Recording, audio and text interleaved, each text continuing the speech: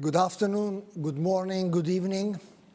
It is my great pleasure to kick off today's forum on digital transformation, co-promoted by ISPI and Deloitte, and in cooperation with OECD.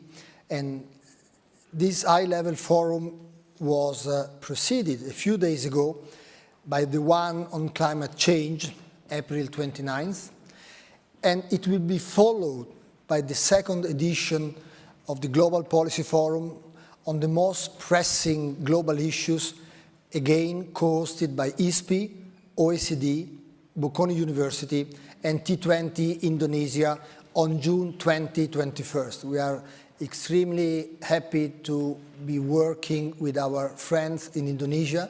They accepted to continue our last year new venture together with you and others, the launch of the Global Policy Forum, which is now becoming a feature of the T20 exercise. So today's forum is steering transition through turbulence. I don't think I need a lot of words on turbulence. I think we have been heavily into turbulence in the last 3 months. But we stress the word turbulence for two strictly connected reasons. First, of course, the Ukraine war, which is escalating up cybersecurity threats and further weakening the already fragile global digital cooperation, And second, growing digital fragmentation. In the absence of a globally agreed framework for digital governance, China's long-standing Great Firewall and Russia's recent attempts to disconnect itself from the internet may lead to digital iron curtains. We have other iron curtains, but that may lead also to digital iron curtain. In light of these two factors, digital transformation looks like a self-driving car. It doesn't yet provide the necessary safety guarantees, also because of regulation lagging behind, and risk being a luxury for the very few. To tone down security risk and fragmentation, it's clear that strengthened international cooperation is needed. All the more so because digital transformation is a key driver of tomorrow's fair and sustainable growth. An estimated 70% of new value created in the global economy over the next decade will be based on digital transformation.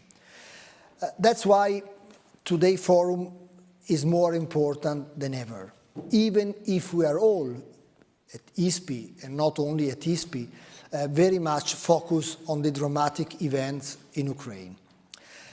I'm extremely happy, I'm glad to have with us senior experts and personality who will tackle this issue and answer a number of key questions. How to fight digital fragmentation and move towards a universal and affordable internet access. How to strike a balance between digital sovereignty and data protection. And last but not the least, what are the lessons learned on cybersecurity in the wake of the Ukraine war? So, again, I'm glad to leave the floor to the meeting, to the forum, and to give the floor to Fabio Pompei, CEO of Deloitte Central Mediterranean, for his opening remarks. Fabio. Thank you. Thank you, Paolo. Thank you, ISPI, of course, for hosting us in this quite important meetings, quite important forum on digital transformation. I'm quite honored, to start the meeting. Let me say there's no need to remark again the importance of digital transformation during this period. It's clearly a topic that is on the agenda, on the table of all the governments, of all the institutions, of all the business communities, of course. What happened in the last couple of years was extremely important for digital transformation because the pandemic, of course, pushed significantly towards a more, important sharing and diffusion of digital transformation, of digital use of new technologies. This happens in all the countries, but just to give some information about what happened in Italy, because in Italy, of course, we are probably one of the most relevant gap in terms of the use of new technologies and particularly digital technologies. Now, according to Istat report in 2021, 14% of the Italian companies with more than 10 employees use web channel through digital platform, which is very close to average EU, which is 15%. So this is reducing significantly the gap that we had till a couple of years ago. The percentage rise to 24% for the big companies, with an increase of 4% compared to the year before. So what happened is that, let me say, Italy, as very often happen when it needs to face an emergency, a situation, unexpected, has the chance and has the ability to react very positively. And this is actually what happened during the pandemic, because nobody could have even imagined a couple of years ago that all the institutions, all the business, the medium-sized companies in Italy could react in this way and could evolve through a remote working that is completely unthinkable till a few months before. So now the point is that we need to, let me say, transit from a reaction to an emergency to the second phase, to a more strategic thinking, to the need for having a plan, a strategic plan, and then, of course, implement the strategy, which is always, or not always, I would say often not our best attitude, let me say. But this is absolutely important in terms of course, infrastructure, because we need to expand our large band. We need to avoid that the digital divide, which is clearly an issue, particularly in several countries, but in Italy for sure. We need to reduce in order to avoid that significant part of our society, of our people, remain, marginalized in our society. But at the same time, we need to also invest in our competence. Our report in Digital Economic and Society Index in 2021 still positions Italy at, the last 3 places in Europe for basic competence, digital basic competence, the 4 last position for advanced competence, digital competence. So we need to have a step up significantly in this regard. We launched an observatory a couple of years ago regarding the STEM disciplines, where Italy clearly is far behind a lot of European countries. Now we are launching, the government is launching the strategy, the national strategy for digital competencies. We need to invest significantly in our competence in technology, in the new technologies, and particularly in the digital technologies. Of course, these investments are crucial together with the investment in research, in innovation, and to do this, we need to have all the stakeholders working together with a strict relationship. So public institutions, governments, business communities, universities, center of research, all working together in order to, let me say, accompanying our society to a very, very deep transformation. Thank you, Paul. Thank you. In a few words, you help us to understand how hot the topic is. This room in mid-May let us understand how hot the topic of climate change is. This is usually the hot temperature we have in mid-July, but we are moving fast, very fast. So with these two hot topics, I have the pleasure to give the floor to Cabrini, who will be conducting the next session. I think we have to wait for...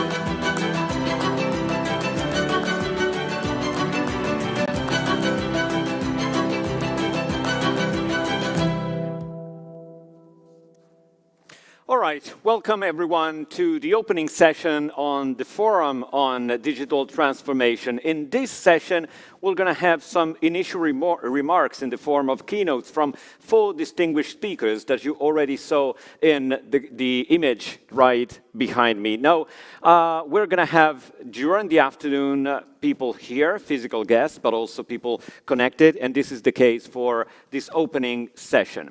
Now, let me start with the first one, which is Roberto Viola, who's Director General of the DG Connect of the European Commission. Today, I have to tell you, it's a very special day to discuss digital transformation because in Paris this morning, just opened the minister session of the Trade and Technology Council, which started working 6 months ago in Pittsburgh, and it's getting an increasing value in terms of the importance of the discussion between the EU and the United States. It's about tariffs and trades, about steel, for example. They've been working a lot, but more importantly, they are working on common principles to move towards a 21st century economy and technology ecosystem, meaning common principle, for example, on data sharing and data protection to create the framework for the right data flow from Europe to the US and vice versa, transatlantic data flow. This is what they're discussing in Paris with Antony Blinken, with Margaret Vestager, for example, Vasily Dombrovsky, and the first line of the Department of Trade and the Technology Department of the White House. So let me start with Roberto Viola, that accordingly to this, he's involved in this meeting, so he's not going to be present today, but he taped a couple of answers to the more crucial questions on the table. The first one is, as I was mentioning, the balance between data sharing and data protection. How is it possible to strike the balance is the first question we asked Roberto Viola. This is a very interesting and important question. If you like, is the question. Because when we have adopted our data strategy and implemented through our legislation, this is clearly the question we have been asking our stakeholders, we are asking the world, and the question we had to answer when presenting the solutions. In a way, although it's a key question, is it really a question? Can you have a thriving data economy without protection of privacy? Can you have the protection of privacy without an economy, a data economy that functions? I think the answer must be no to both questions, because a modern economy, a leading economy, like the European economy, needs both. And this is the case for all the advanced economies in the world. There's no possibility to be credible in front of our citizens and say we want to use the data for better, we want to use the data to generate value, but we are unable to protect the data. You have seen what happened in all the discussion that has been going on the large platforms. I mean, large vertical integrated platforms, they've really been under social scrutiny. under scrutiny of the economic actors, because in some cases they could not get this balance right. So public powers have to get this balance right. It's of course a dynamic balance, it's complicated, but we got to get it right, especially from the public policy perspective. And of course, this is the starting point. And then of course, in terms of corporate culture, this also has to be the right balance. Now, let me be a bit more specific. I mean, when looking, for instance, to our two flagship legislation in the area of data, you've seen that we have adopted the so-called Data Governance Act, and we are discussing the Data Act. This is about, in one, actually two words, sharing the data and actually making sure that the data can be utilized. And of course, this two legislation complete the triangle with the General Data Protection Regulation, the GDPR. Now, what we want to make sure is that, first of all, citizens are in control. Companies are in the control. That means, for instance, in the Data Governance Act, we have introduced something that was already a little bit sketched in the Data Protection Regulation, the possibility for citizens to choose to donate data for science, for medicine. I mean, we are all being exposed to what is important in time of pandemic, I mean, to share the data. For companies, I mean, to agree to share the data, but at the same time to keep control, to avoid the negative externalities. Also, we have clarified that while this balance is very important for personal data, there's no problem in sharing non-personal data, such as data generated by industrial robots, Internet of Things, or other type of industrial settings. We have also championed the idea that Europe and other like-minded partners around the world should exchange data freely, and data should flow among economies and societies. And that's the only way to advance. So I don't think, to conclude, there's an impediment, which is the data protection, I mean, above everything. The point is how to decline an effective data protection policy into an advanced data governance and data sharing policy. And that's what we are trying to do. So to conclude my answer, yes, it is a very complicated question, but maybe it's not the question. The question at the end is how we can generate data while guaranteeing the citizens in terms of their fundamental rights. Well, and this is definitely the hottest topic in terms of the new EU regulations underway. As you know, we've got a Digital Service Act and Digital Market Act that just from a few months are underway. And there's a lot of discussion also from an industrial point of view. As you know, Meta, Google, Amazon, all the big giants of the digital side, they're scrutinizing what Europe is doing to understand what they're going to do in the future. But there's another reason why this forum is really timely, and it's the fact that we mentioned the digital translation in turbulent times. And never times have been so turbulent from example, from what happening from Russia and Ukraine.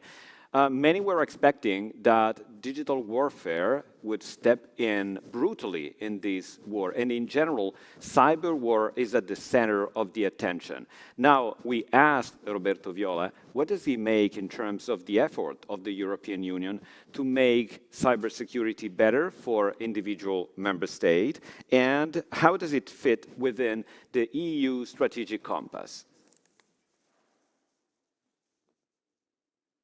Thank you very much for this question. Indeed, in the times we live, it's a very relevant question.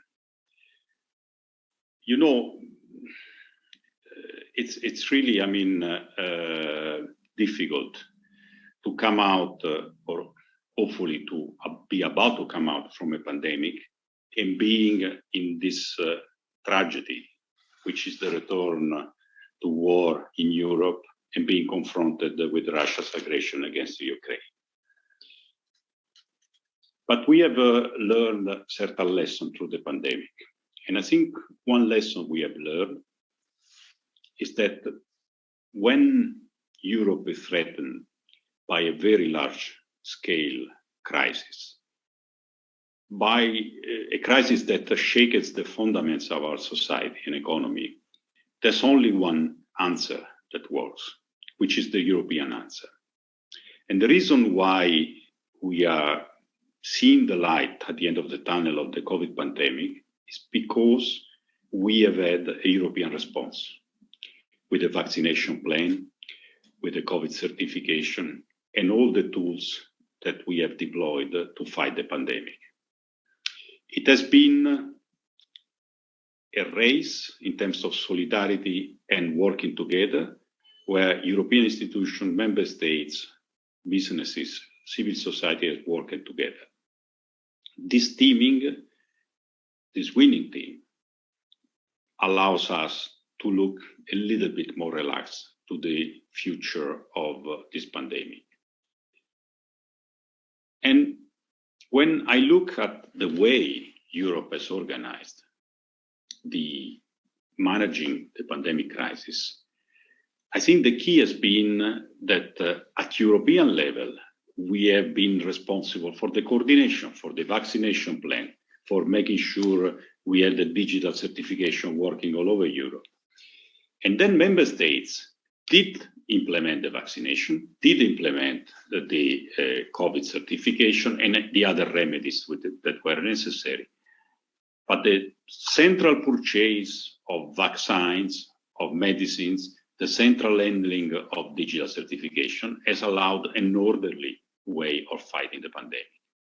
I think this is a very important lesson learned, which citizens understood the value of working together, being European, but also the value that national institutions then would take over.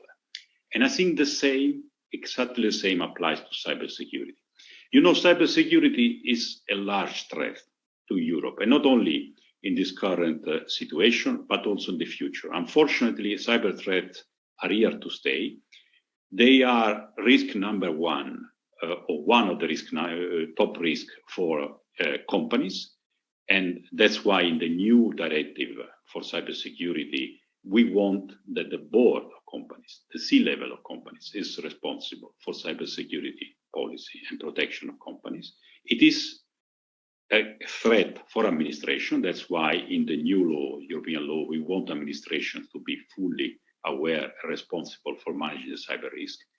It's a collective risk for our society and economy.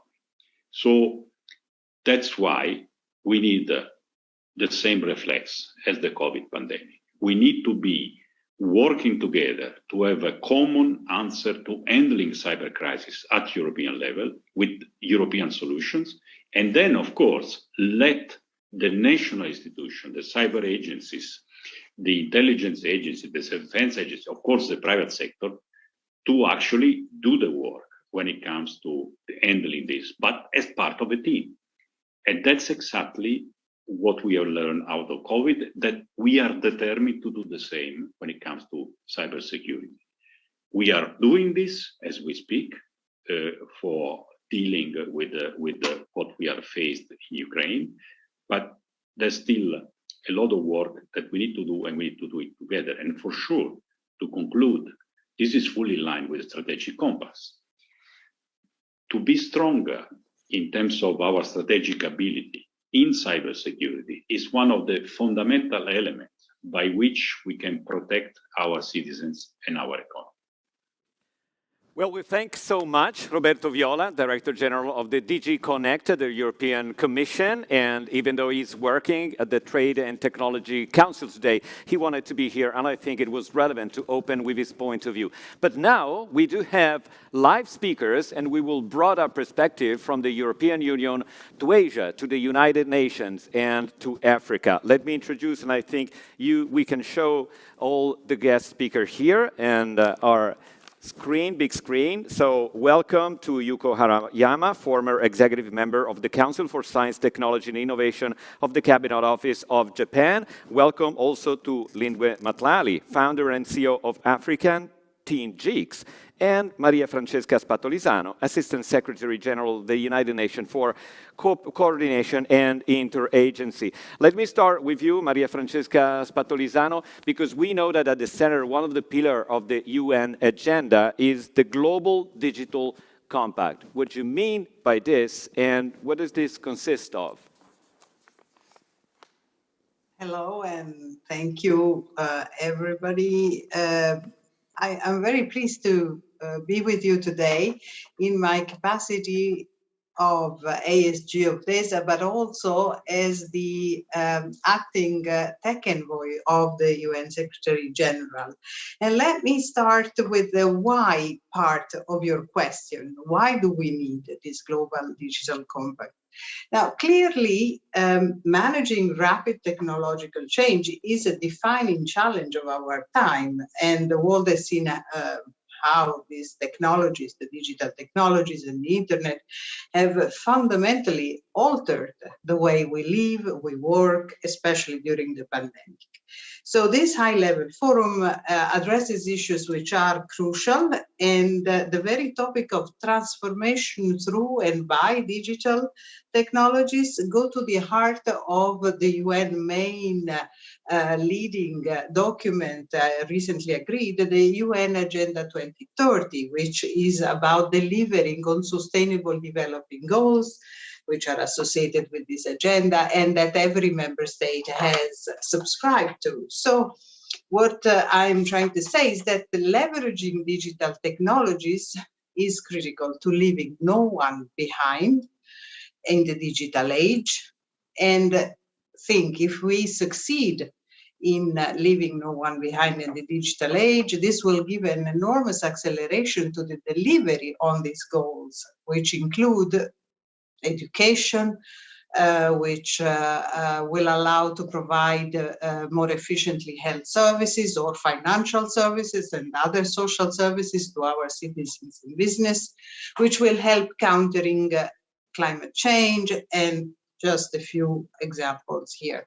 But of course, at the same time, digital technologies, we all know, have sparkled the greatest controversies of our recent times and very many divisions. There is a geopolitical gridlock, obviously, and the debates about, for instance, value-based approaches to technology, the views are very divergent there. If you think of the scope and modalities of content moderation, if you think of tech regulation and the business model, we just heard from Roberto Viola how to deal with the data.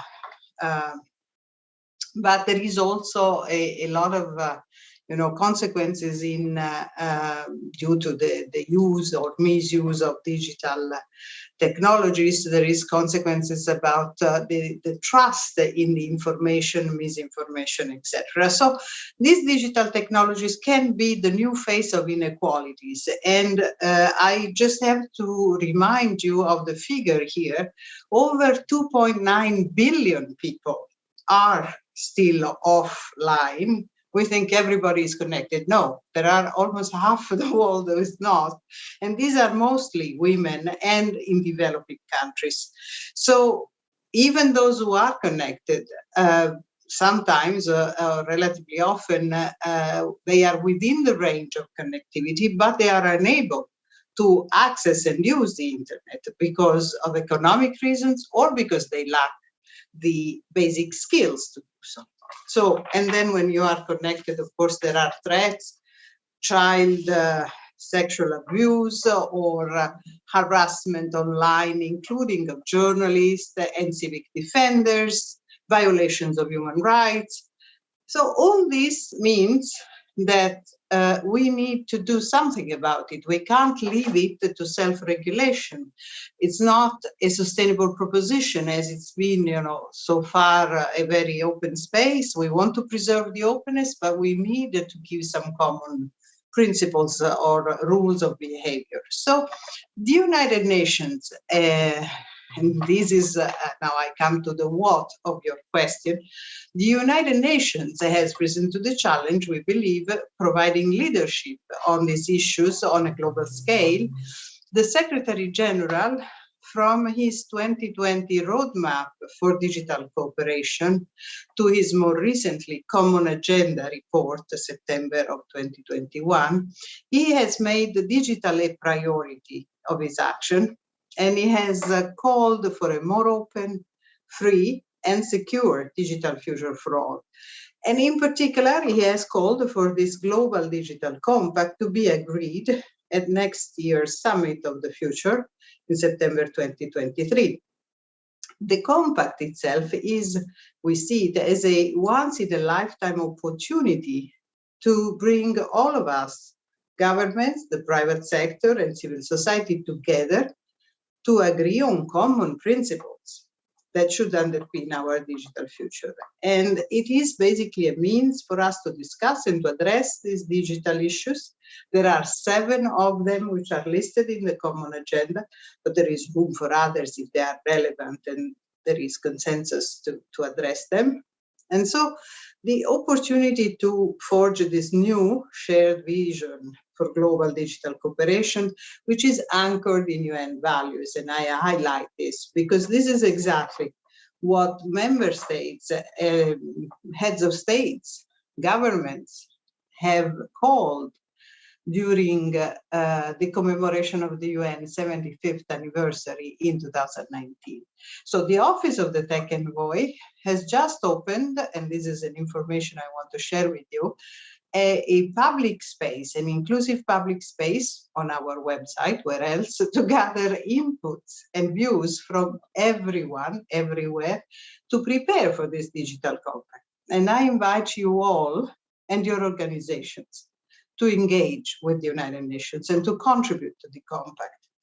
And this forum itself has very substantive discussions, and I hope the organizers will consider how to summarize it and to contribute to the compact process as well. So to conclude, I have to say it's not lost, of course, upon me that we face these digital challenges at one of the most globally divided times in recent history. But this makes our commitment and our determination to come together at the global level even more necessary.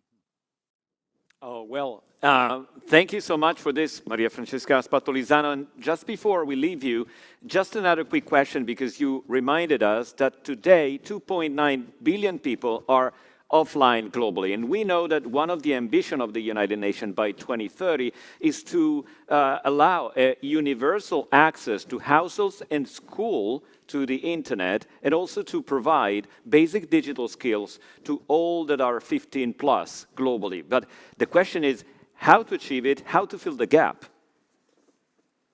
Yeah, I'm very glad you referred to this set of aspirational targets for universal, meaningful connectivity.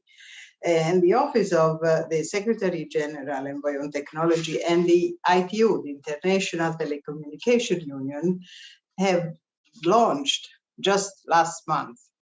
It was a culmination, I have to say, of a number of several rounds of multi-stakeholder discussions to implement the Secretary General's roadmap for digital cooperation and the achievement of this goal by 2030, the universal connectivity by 2030.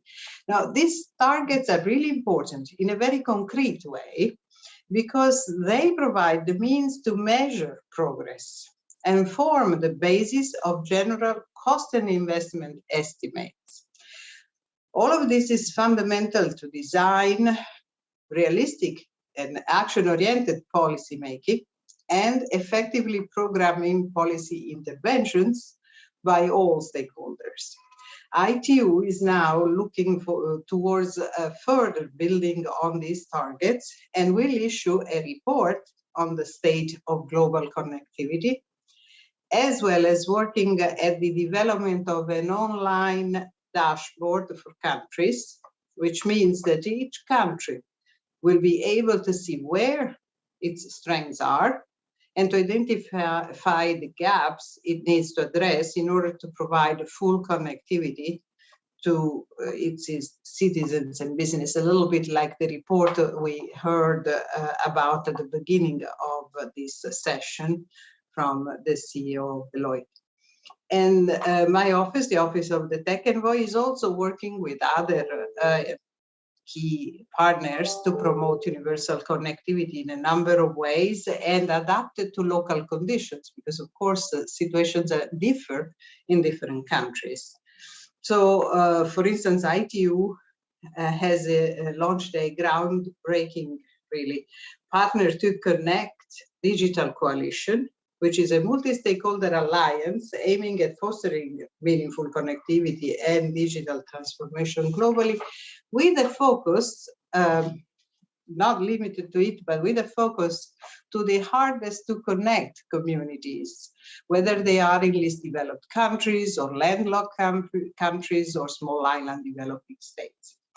Talking of schools, as you rightly said, there is a very important initiative by UNICEF and ITU called GIGA, which aims to connect all schools around the world to the internet. It has already mapped 280,000 schools globally, and already more than 1,500 schools with 630,000 students and teachers have been connected. This is part of a pilot project in 3 countries, Kenya, Sierra Leone, and Rwanda. And GIGA also is aiming at developing a financing instrument for school connectivity and country-level capital markets products. So to conclude, there is, in fact, an overall global need to scale up efforts to achieve universal, meaningful connectivity through innovative multi-stakeholder partnership and, of course, also renewed political will behind.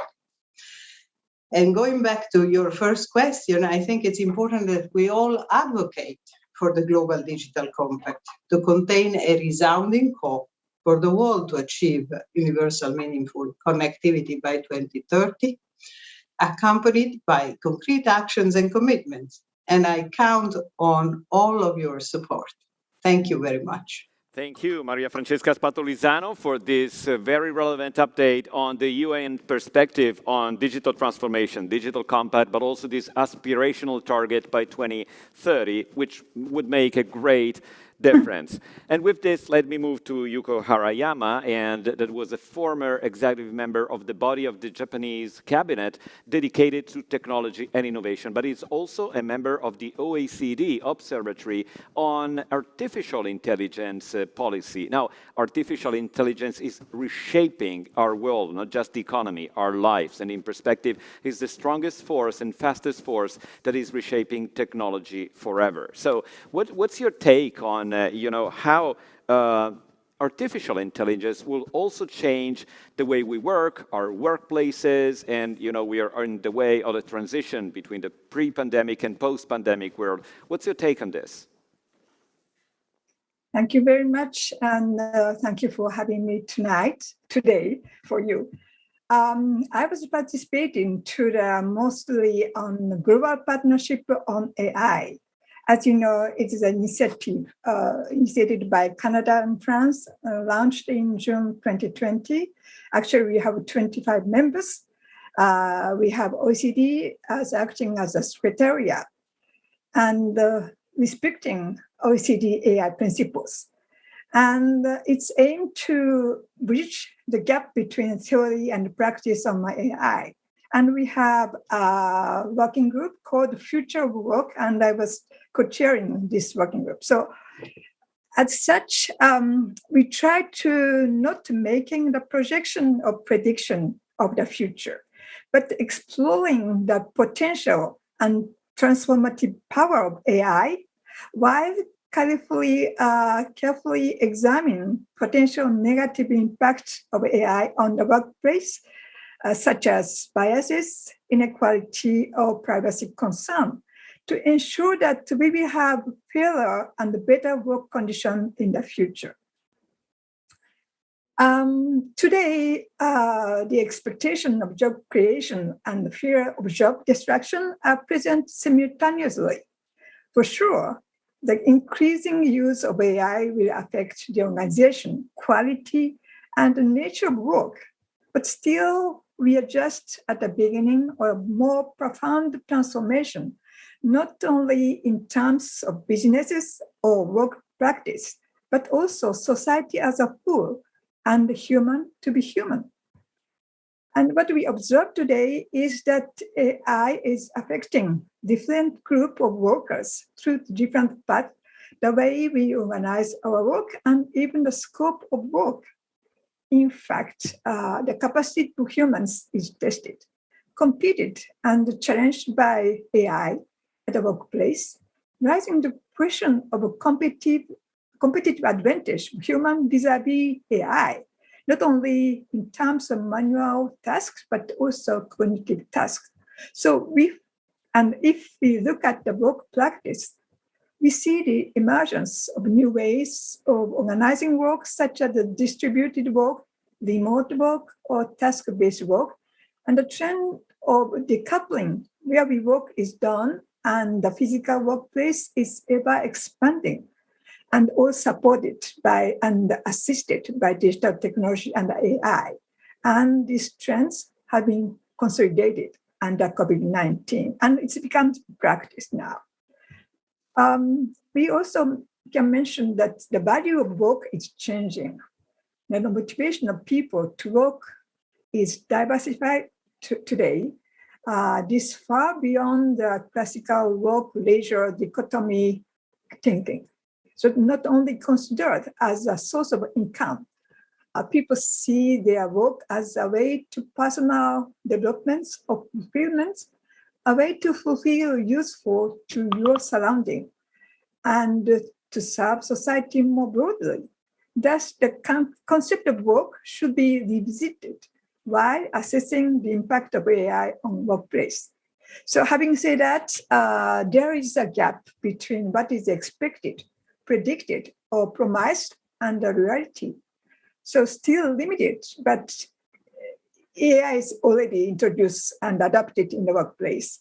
And we need to observe carefully what's happening, kind of reality check, in order to adjust the use of AI to prevent the misuse and to improve the quality of the workplace. So the solution is not to exclude AI from the workplace, but to use it intelligently. Again, the capacity of human to be human is tested by AI. So that is from me for the first question.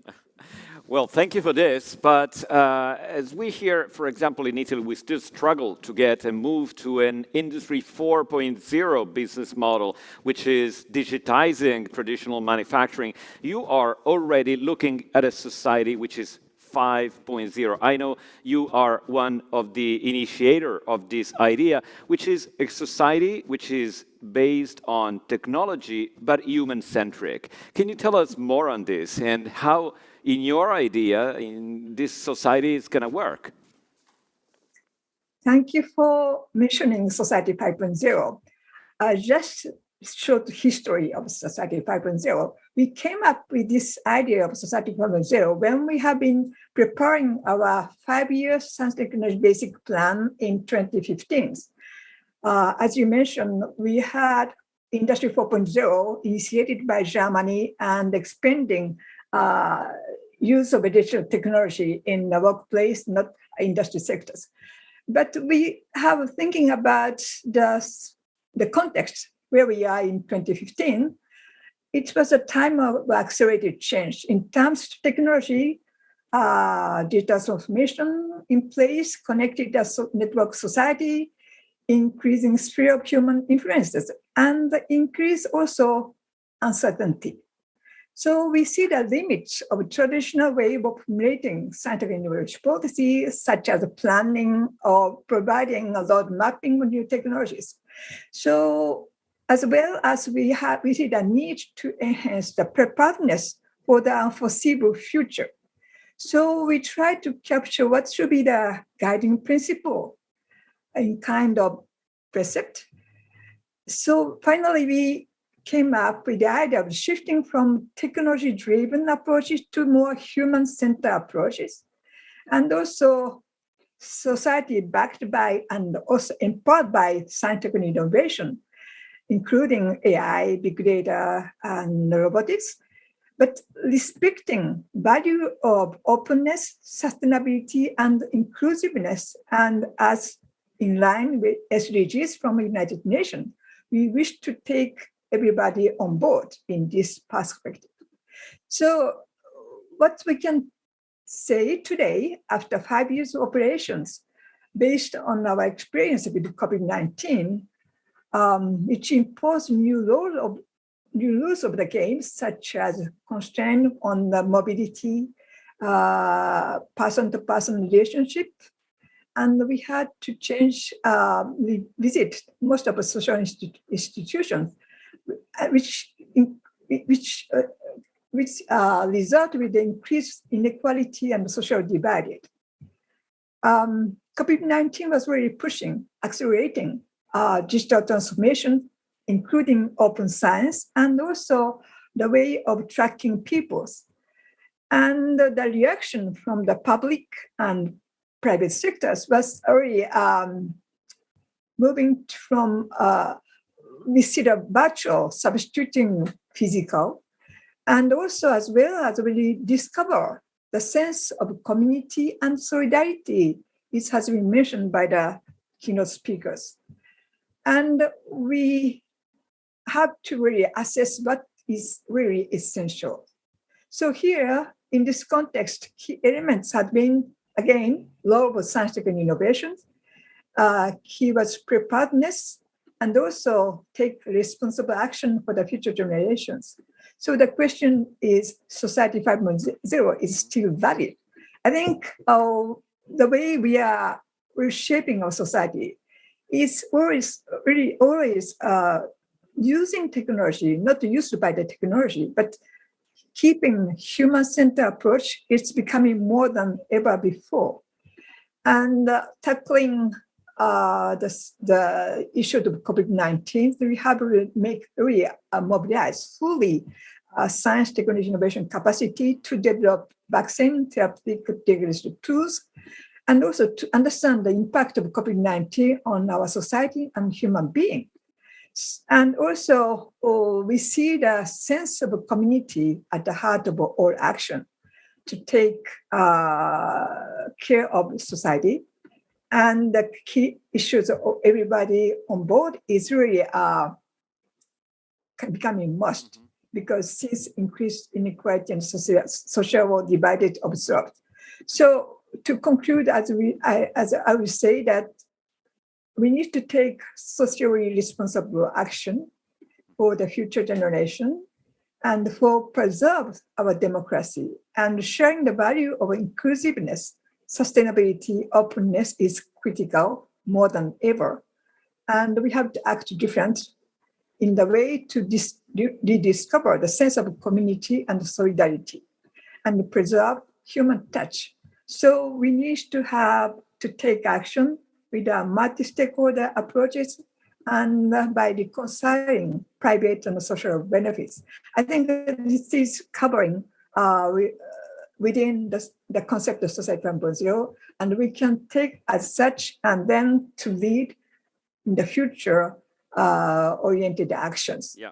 Thank you so much. Yeah, all right. Thank you so much, Yuko Arayama, and for also designing Society 5.0. And I think it has a lot in common with from the UN we heard about the future and the digital compact and the ambitions of the United Nations. And with this, let me move to Lindle Matlalali, who founded Africa Teen Jigs, which is a social enterprise that teaches children and unemployed youth how to code. So my first question, Lindle Matlalali, is how do you think that young generation can be put at the center of the digital transition, especially in developing countries like in Africa, in your experience?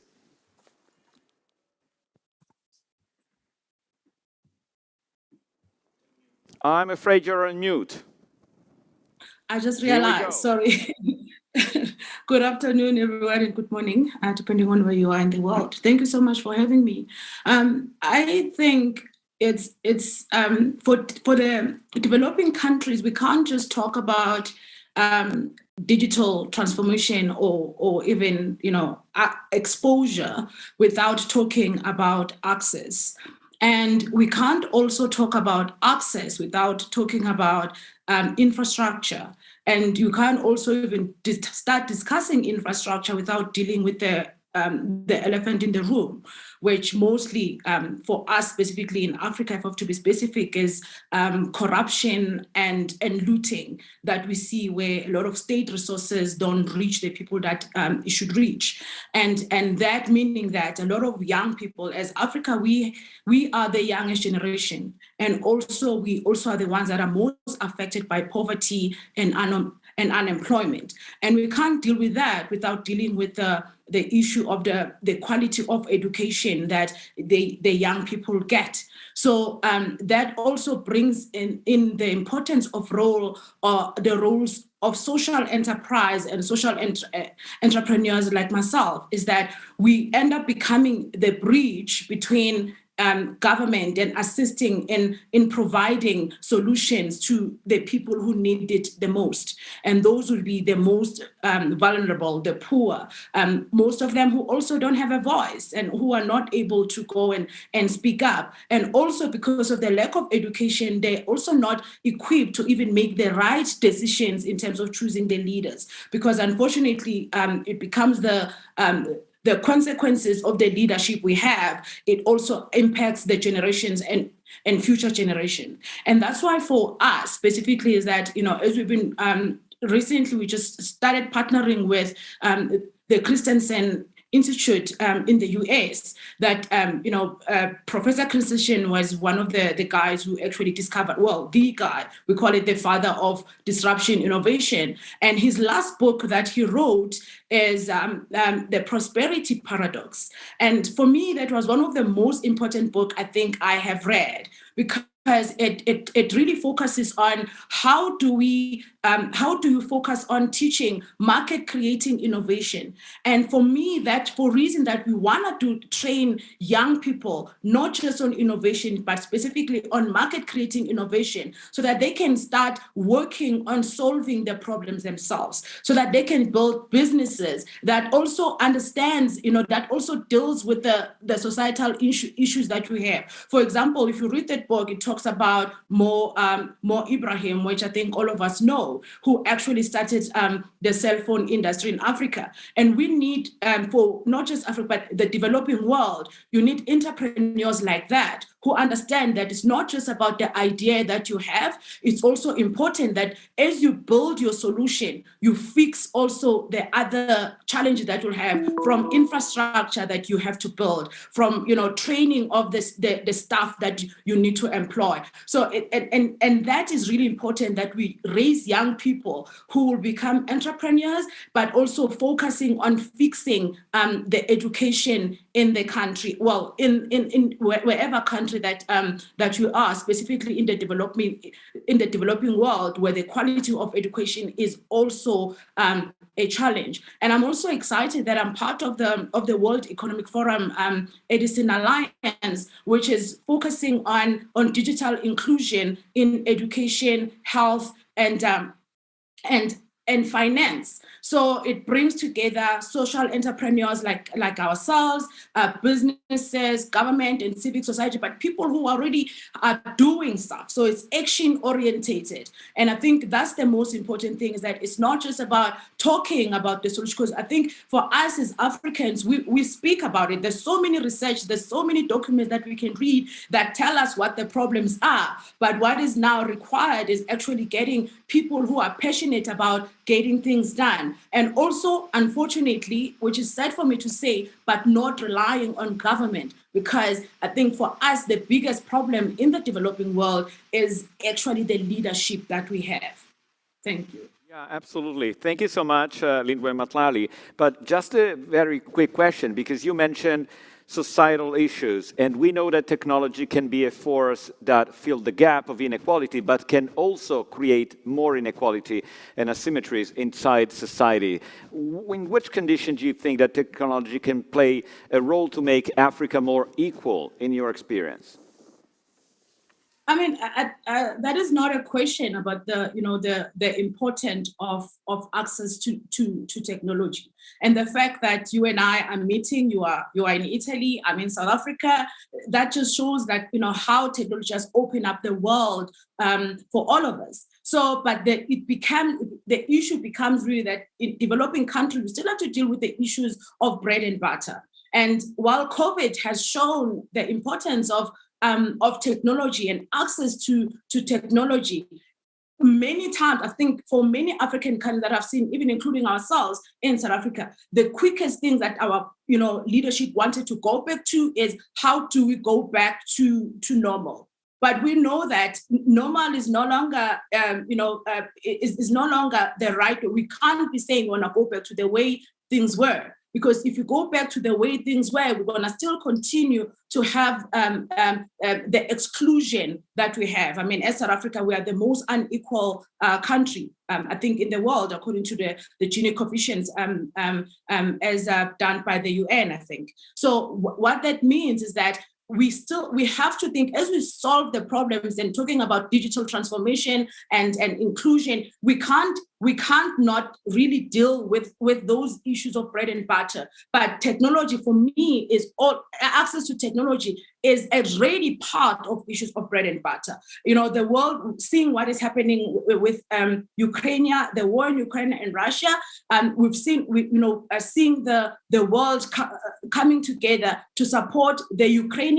We have the same for Africa. There's always a country that is dealing with that, from Cameroon to the DRC and recently Ethiopia. There's all these children who are affected by this, and for us, it's something that happens all the time. So it's very important that as we solve the problems, and I hope that with the world opening, coming together to support Ukraine, they'll also come together to also support all the other countries in the developing world whose their entire lives have really been, affected by war or some conflict of some sort. So it's really important that digital transformation and access to digital, or rather technology, becomes a core policy of every country, especially the developing world, because there's no way we can be competitive if we don't invest in that.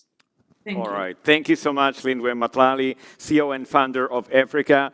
Team GIGS, together with Yuko Haramaya and Maria Francesca Spattolizano, but also Roberto Viola for being, the key speaker of our opening session. Thank you so much. Thank you so much. This is the applause from Milan to all of you. And with this, we're ready to go into the first of the two sessions. We're going to discuss the key implication of this scenario.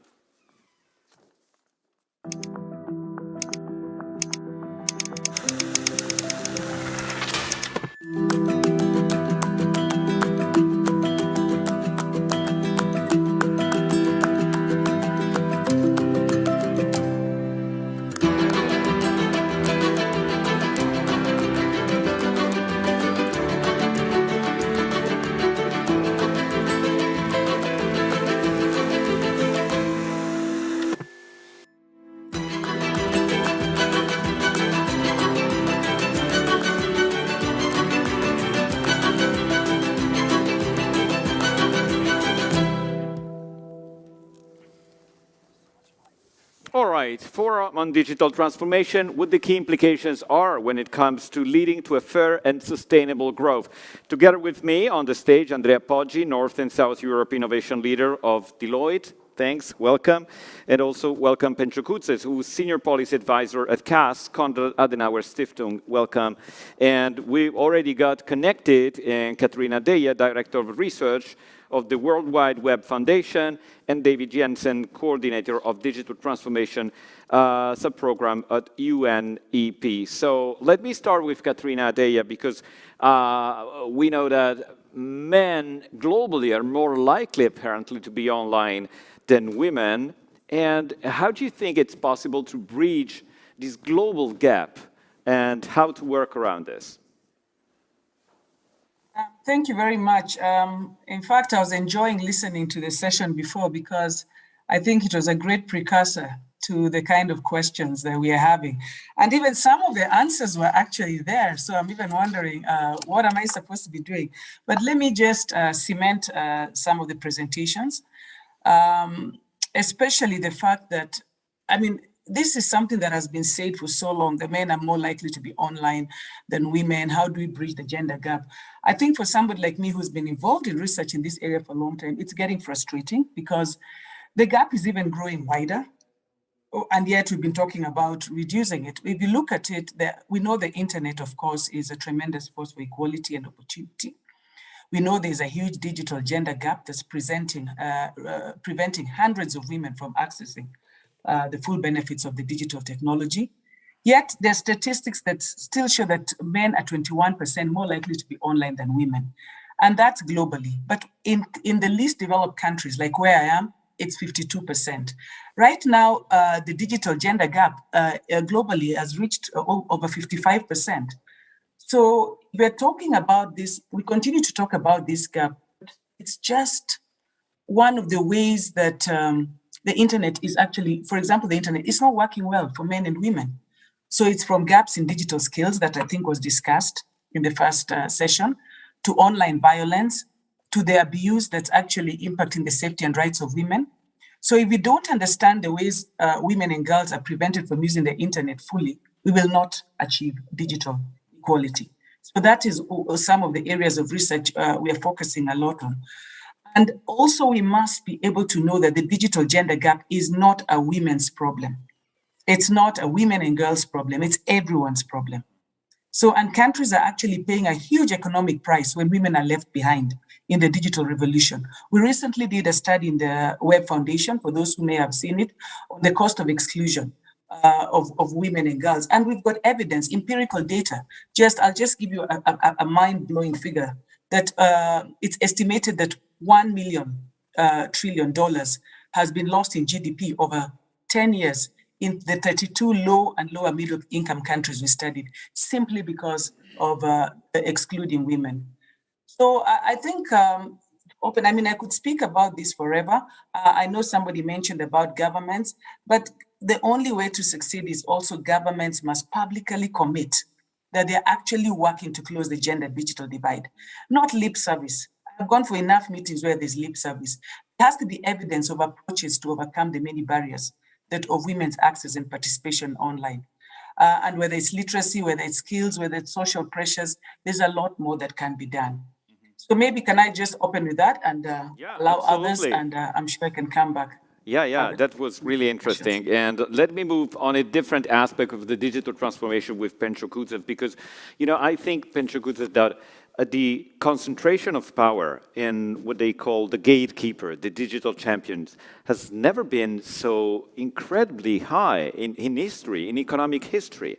And we know well the Western digital champions, but also in China, for example, there are a few, and the government has started what they call a breakthrough, and recently last year. What the Europe is doing, trying to create a playing level field with Digital Market Act, Digital Services Act. Is that enough? Is this going in the right direction? How do you see this? Many thanks. Great question. Many thanks to the organizers. Thanks, Alberto. Thanks, Beatrice. It's really thanks to the co-organizer, OECD. It's really a privilege being with you in person today.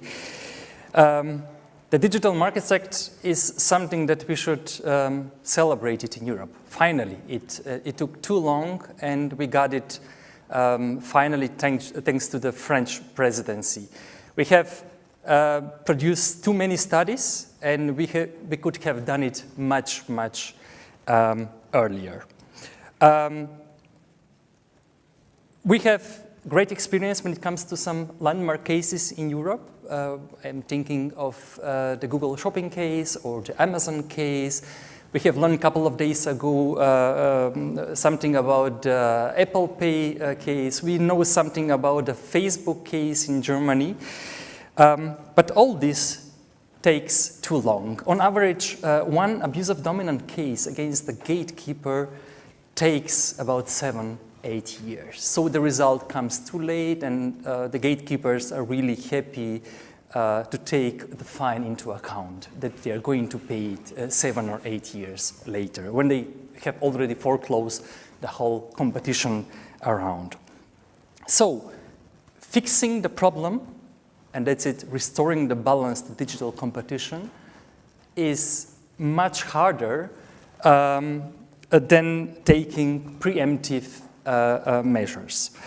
So what's the DMA actually? The DMA, it's not a competition. DMA, it's not regulation. It's something between. The DMA is the result from the past experiences that we have in the last 20 years in Europe with the big players.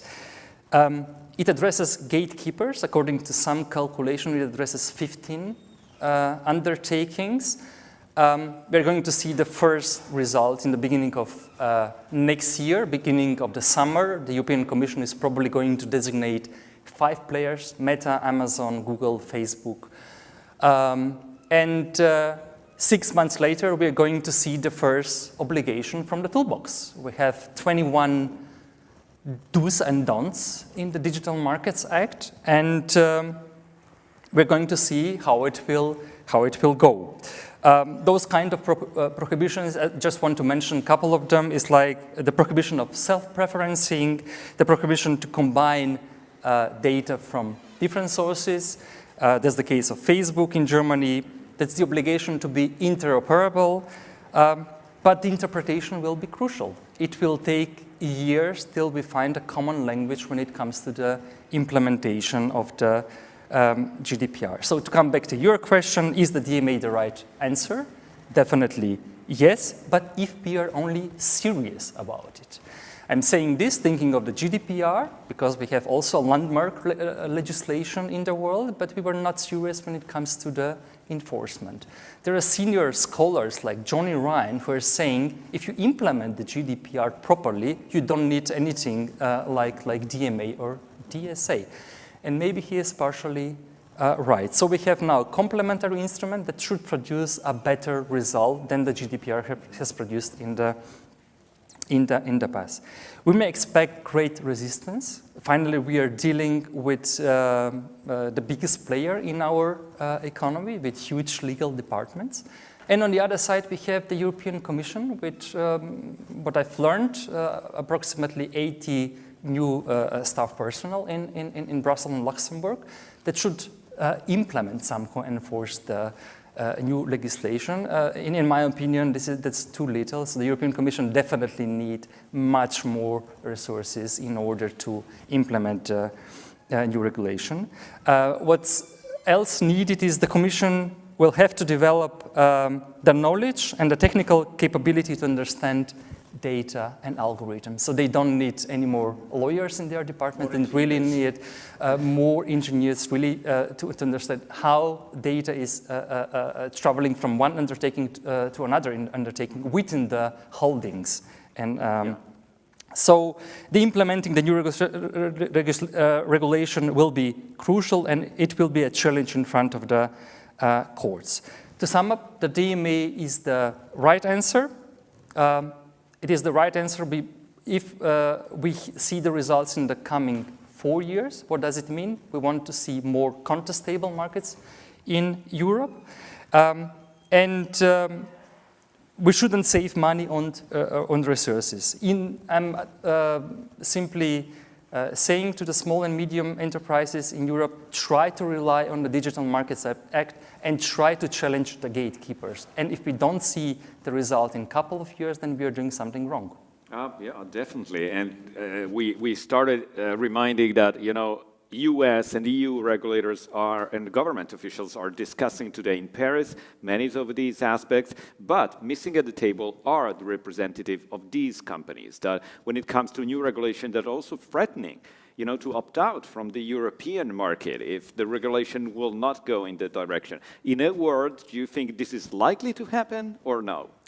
So I'm thinking of one aspect where we're trying to produce convergent policy at the moment, and we should see what's going on in the US till November, and maybe we should use the momentum till that time, because nobody knows what will happen after that, at least in the field of the competition, at least in the field of antitrust regulation, with Lina Khan in the FTC and Jonathan Kanter as associate attorney in the US, we have similar way of thinking, and we should use it, finally. Okay, absolutely. This is huge, I mean, in terms of what might happen. And in this session, we're discussing, the digital transition leading to a fair and sustainable growth. I would add also secure growth. And with this, I move to Jose Siapaserrate, who's Senior Associate Research Fellow at CARI and ISPI. And because one of the main aspects of what's going on is that many digital assets are out there, and including some digital currencies that are more and more popular. At the same time, just at the end of last week, what we saw was a crash in the valuation of a family of digital currencies that are considered pegged to the dollar. And this was another sign of how unstable or fragile is the framework today. What are the main key risks that you associate to this digital currency, but also the opportunities that are connected? I'm afraid you're on mute. Now I'm not. Yeah. Thank you. I will. Good. Welcome. Thank you, the organizers. I understand that digital currencies are now in the news. They should have been for quite a long time. This is an experimental field that has grown a lot. I understand that there are many risks attached to the expansion of digital currencies that may impact on financial stability risks. You have risks with safety and integrity of payment systems.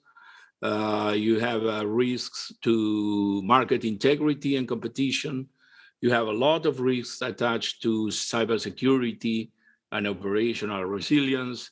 Data is crucial. You know that payment systems involve data, and data is a very valuable asset, and you should care for privacy, protection, portability of data. You have impact in terms of tax compliance and compliance with norms against illicit finance. You even have an impact on ESG terms. As you know, energy consumed to produce some of these crypto assets is very intense. So you have a lot of microeconomic, I would say, risks. And I think the system was needed, and now it's very obvious to have a strong monetary instrument embedded in the digital ecosystem. Stablecoins were supposed to play that role, but they are not doing that, and even less so the algorithmic stablecoins, as Terra has proven. I think that to control risks and to earn the benefits of digital currencies, the strongest measures, and they are achievable at the very short term, is to implant in the system a strong monetary instrument, that it won't be a CBDC, a central bank currency, the digital currency, because it will take a lot of time for major central banks to finish their projects or to make a decision on that. But I think that you can have a safe stablecoin, national stablecoin, if you apply some achievable guidelines to, for example, a privately issued stablecoin pegged to the national currency, backed by a liquid pool of safe assets, and under the orbit of a central bank. In the same way, you can tokenize commercial bank deposits, run them on the blockchain, and they could provide also a monetary service in the digital context from legacy banks and under the control, under the surveillance of central banks. So I think there are huge risks. There are benefits which are quite clear. We've seen that all central banks are improving their payment systems because of the of the surge of Bitcoin and blockchain and the type of monetary competition that they could imply. And I think what the world needs is a safe instrument for the digital age, because the problem is that not only the economy is going digital, but society is going digital. You spend more of your time digital. People demand seamless payments. They like them to be available 24 by 7. And the world is going in that direction. There are many ideas like Metaverse or Web 3.0 that suggest that we will integrate more closely the physical and the digital world in the future, and we will use digital environments for entertainment, social relations, office work, etc. So you have to be preemptive in that sense and think about developing currencies and payment systems that are safe, that could provide the basis for a very resilient financial system that can operate in the digital environment as well as in the physical one. Yeah. Currency competition could increase. Cash could be used less and less, depending on society tastes. And you, as a central bank, cannot be sure that your currency would be fit for the future. So it makes sense to get involved, learn about what type of innovation are occurring. Much of the innovation comes from outside the financial system. And I think the old two-tier system where the central bank has a monopoly of issuing currency and commercial banks are the ones that create credit. That is also challenged by fintech innovations, by the big tech trying to enter finance, and by blockchain and many innovation. And I guess that what Terra has shown us is not only that the system is fragile, but that the people, even knowing those fragilities, are willing to involve in those risks. Yeah. As Libra was a first wake-up call for central bankers when Facebook pushed for a global stablecoin. The huge rise of decentralized finance, or DeFi, was a second wake-up call.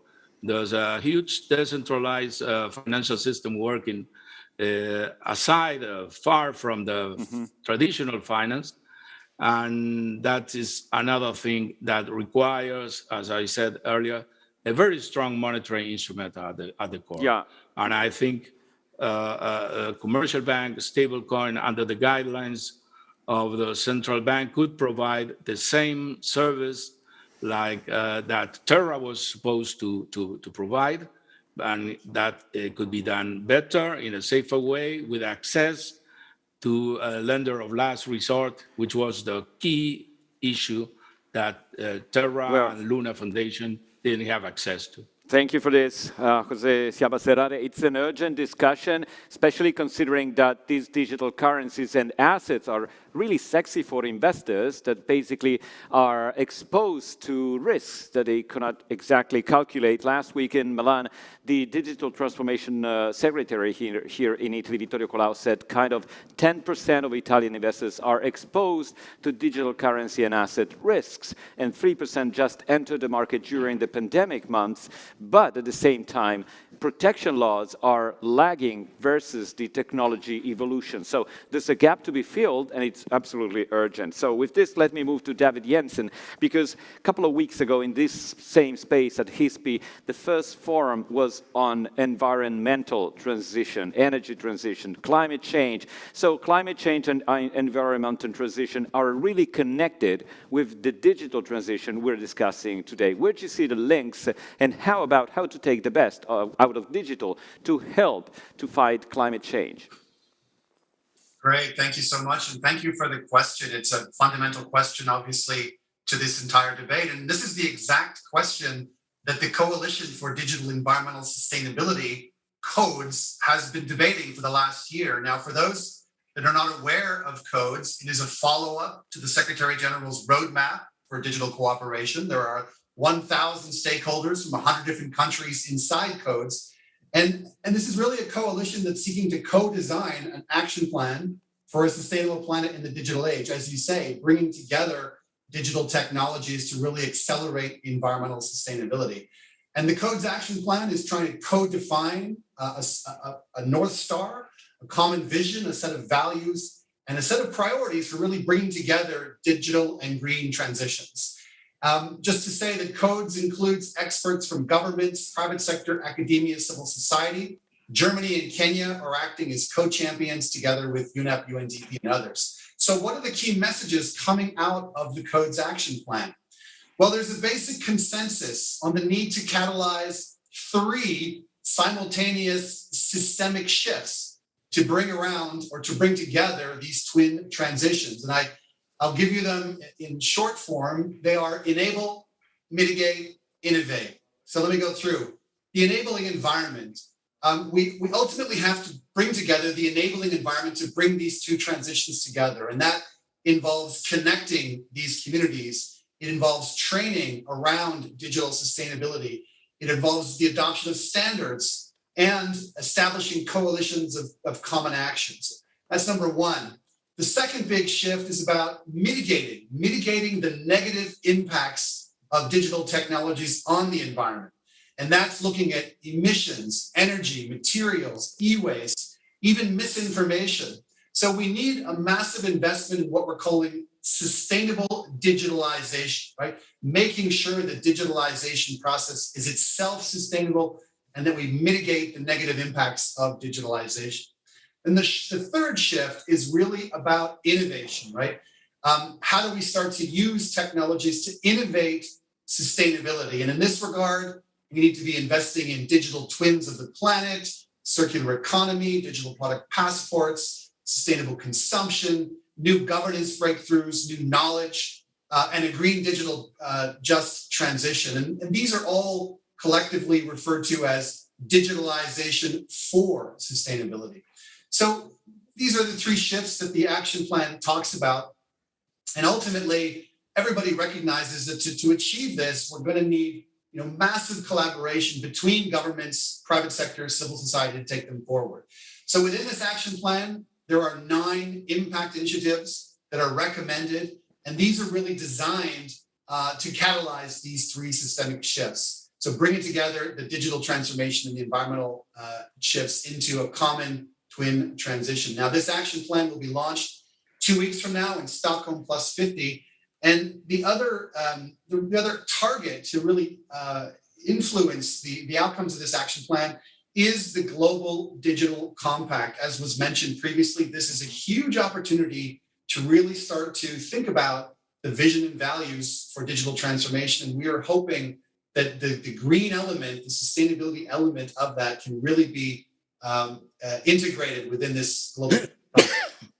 Thank you so much. Oh, you're welcome. Thank you so much for this. And let me move to Andrea Poggi, who's here on the stage with me, because Andrea, I know that a recent survey from Deloitte showed that kind of 50% of European citizens, they do think that digitization is the area where European resources should be invested to make the next step and to create more growth and sustainable growth and so on. But we know that resource, even though we do have the Next Generation EU, national plans of recovery and resilience, but resources are limited. So we have to pick and choose. We have to make a selection or where to invest more effectively. And what's your idea of where these investment flows should be directed to be more effective? Thank you for this question, Paolo. I strongly believe that there is, for sure, a limit in the investments, but at the same time, there is a fantastic magnitude of EU investment in this moment, because in addition to the 800 billion euros coming from the NGO program, if we consider the EU multi-annual financial framework, we have more than 2 trillion euros dedicated to the European development. And 90% of these 2 trillion, 1.8 trillion euros are fully dedicated to digitalization, innovation, sustainability, and social cohesion. So it means that the level of investment coming from EU is extraordinary. At the same time, in order to answer your question, there is another key element we should underline. There is a great alignment between the expectations defined by the citizen, as you mentioned before, the priorities identified by the companies, and the national government plans and the European priorities. If we look at citizens, as you said before, 49% of the citizens think that digitalization is the main priority. 59% are the Italians who think that digitalization and innovation should be the main priority of the government. At the same time, more than 85% of the European citizens are ready to live in a more digitalized environment after the pandemic. But if these are the expectations coming from the citizens, we can say that the same approach is from companies. 85% of the CIOs we interviewed confirmed that they are increasing the budget dedicated to the digital investment by 25% more than last year. And they have more than 50% of initiatives dedicated to digitalization. Citizens, companies consider digitalization a priority, and the governments have defined that more than 25% of the NGO fund will be dedicated to innovation and digitalization, even if the limit clarified by the European institution was 20%. And this percentage of investment are higher in the countries where the perception of citizens regarding the level of digitalization is lower. So where citizens think that we need more digitalization, the government reacted putting more money on digitalization. So this is a fantastic alignment where we think we should work in order to leverage this openness coming from citizens and companies, addressing, as you asked before, the investment in few selected areas where digitalization and innovation are key. There is a specific area where we think we can change the approach generating more benefits. And this area is what we called technological transfer. So we need to focus our investment in order to increase the level of research, to put in contact research universities with companies, and be sure that the startups, the new ideas, are fully integrated in the larger company in order to accelerate the execution of innovation and in order to give a chance to the new ideas and to the new innovators. So open innovation, technological transfer are, in our opinion, the right way to start the execution of the investments related to the next generation. Well, I've got a couple of very quick questions on that, but we've got just 2 to 3 minutes each for a quick second round of questions. And I would start with Katrina Adeya, if Katrina Adeya is still connected with us, because I saw that she went black on her connection. Let me see if she's there or not. Yeah, I was just saving on bandwidth. Okay, that's good. That's a good strategy. Okay, appreciate that. Now, Katrina Adeya, I got a question about digital innovation in Africa, which in general is apparently lagging behind, but there are some exceptions, like what you call the Silicon Savannah in Kenya. What is the secret behind this experience? How successful is this? And do you think that it might be replicated in different regions of areas in Africa? Okay. In fact, I think it might be worth starting by saying that the concept of the Silicon Savannah came up during my time in government when I was the founder CEO of Kenya's first smart city. That's when people kept talking about us. They kept referring to us as the Silicon Valley of Africa. And we told them there's no valley here and there's no Silicon Valley, but we came up with the Silicon Savannah.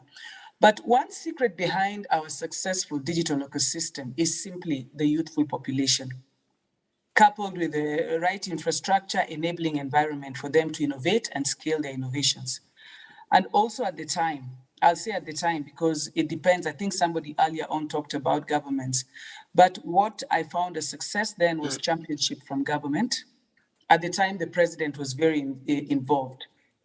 Because for years, many people have viewed digital technology as a great enabler, and I think I've had it discussed here, an opportunity for African countries to accelerate development. And it's true, we've seen new industries come up, we've seen a lot of opportunities. But really, should Africa be trying to recreate Silicon Valley? And I think for many, the understanding is there, even within Africa. I don't think it's about recreating Silicon Valley, but it's really about creating something that's uniquely African, with companies building technologies that specifically meet the needs of their people. We do innovate, and we must continue to innovate to solve our unique problems.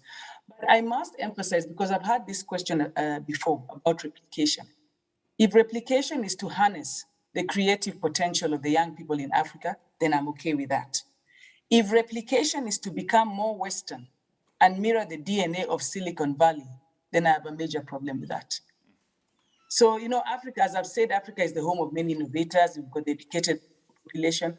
But for example, in my home in Kenya, it's a home to over, I think it was over $1 billion of tech hub, in the tech hub, hundreds of startups. And then I sit back and I often found myself asking questions like, who is starting now? Who is finishing? Because there's even been questions of IPs being stolen. Let's discuss the hard questions in the room. There's been a lot of hue and cry about the non-Kenyan CEOs of startups. Even though some argue that, of course, there's a lot of Kenyan startups. I'm giving Kenya as an example. This could be Nigeria and many other countries. They say they've been startups by locals that have not been profitable. But the jury is out on the reasons why. I don't think we can delve into it in a discussion like this. But at least in the last few years, in the last 5 years especially, I've begun to see more African CEOs of startups that are succeeding. They're few and far between because of challenges, especially of local funding. But what was evident to me, because I've been researching in this area for very many years, it seems the more Ivy League you are, then the more funding came in. Again, I'll not go into further discussions about that. So in summary, really, what do I see to be able to flourish in what you're calling, in your question? I'm going back to your question again on the success of the digital innovation. What do I see? Just 3 quick points. First of all, the majority of people in the continent are still offline, and they must get connected. We've already discussed that. I had the UN discussing that. So about 33% of the people in Africa are connected today. There are even fewer who are meaningfully connected. We discussed meaningful connectivity, and that's the quality of access. So right now, I've got so many gadgets here in my house, but the issue is that it could drop anytime. Then the cost is completely unaffordable to most people. We've got research from the Web Foundation. It shows that on average, an average African pays about 3.3% of their average monthly income for just 1 GB of data. How many people can afford that? So these are some of the issues I'm raising. And then, of course, digital skills is a major factor, which is keeping people offline. And second, of course, is the need for quality infrastructure. I can delve into this anytime, but I'm just conscious of the time. So, of course, quality infrastructure, we discussed it again, that's high-speed internet. But even looking at things like using Nigeria, the startups face regular power outages. We need to be innovative about even how we can continue to engage on these issues of power.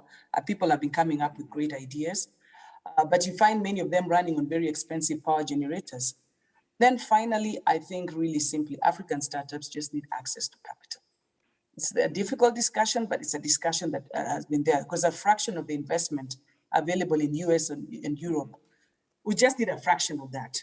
And although more American funding is flowing, it goes more to the experts in Africa. And we're not seeing enough of it going to homegrown talent. So allow me to summarize there. I can continue again, because I'm conscious that everybody else has to. And of course, we'll still go back to government. There's always government, the government.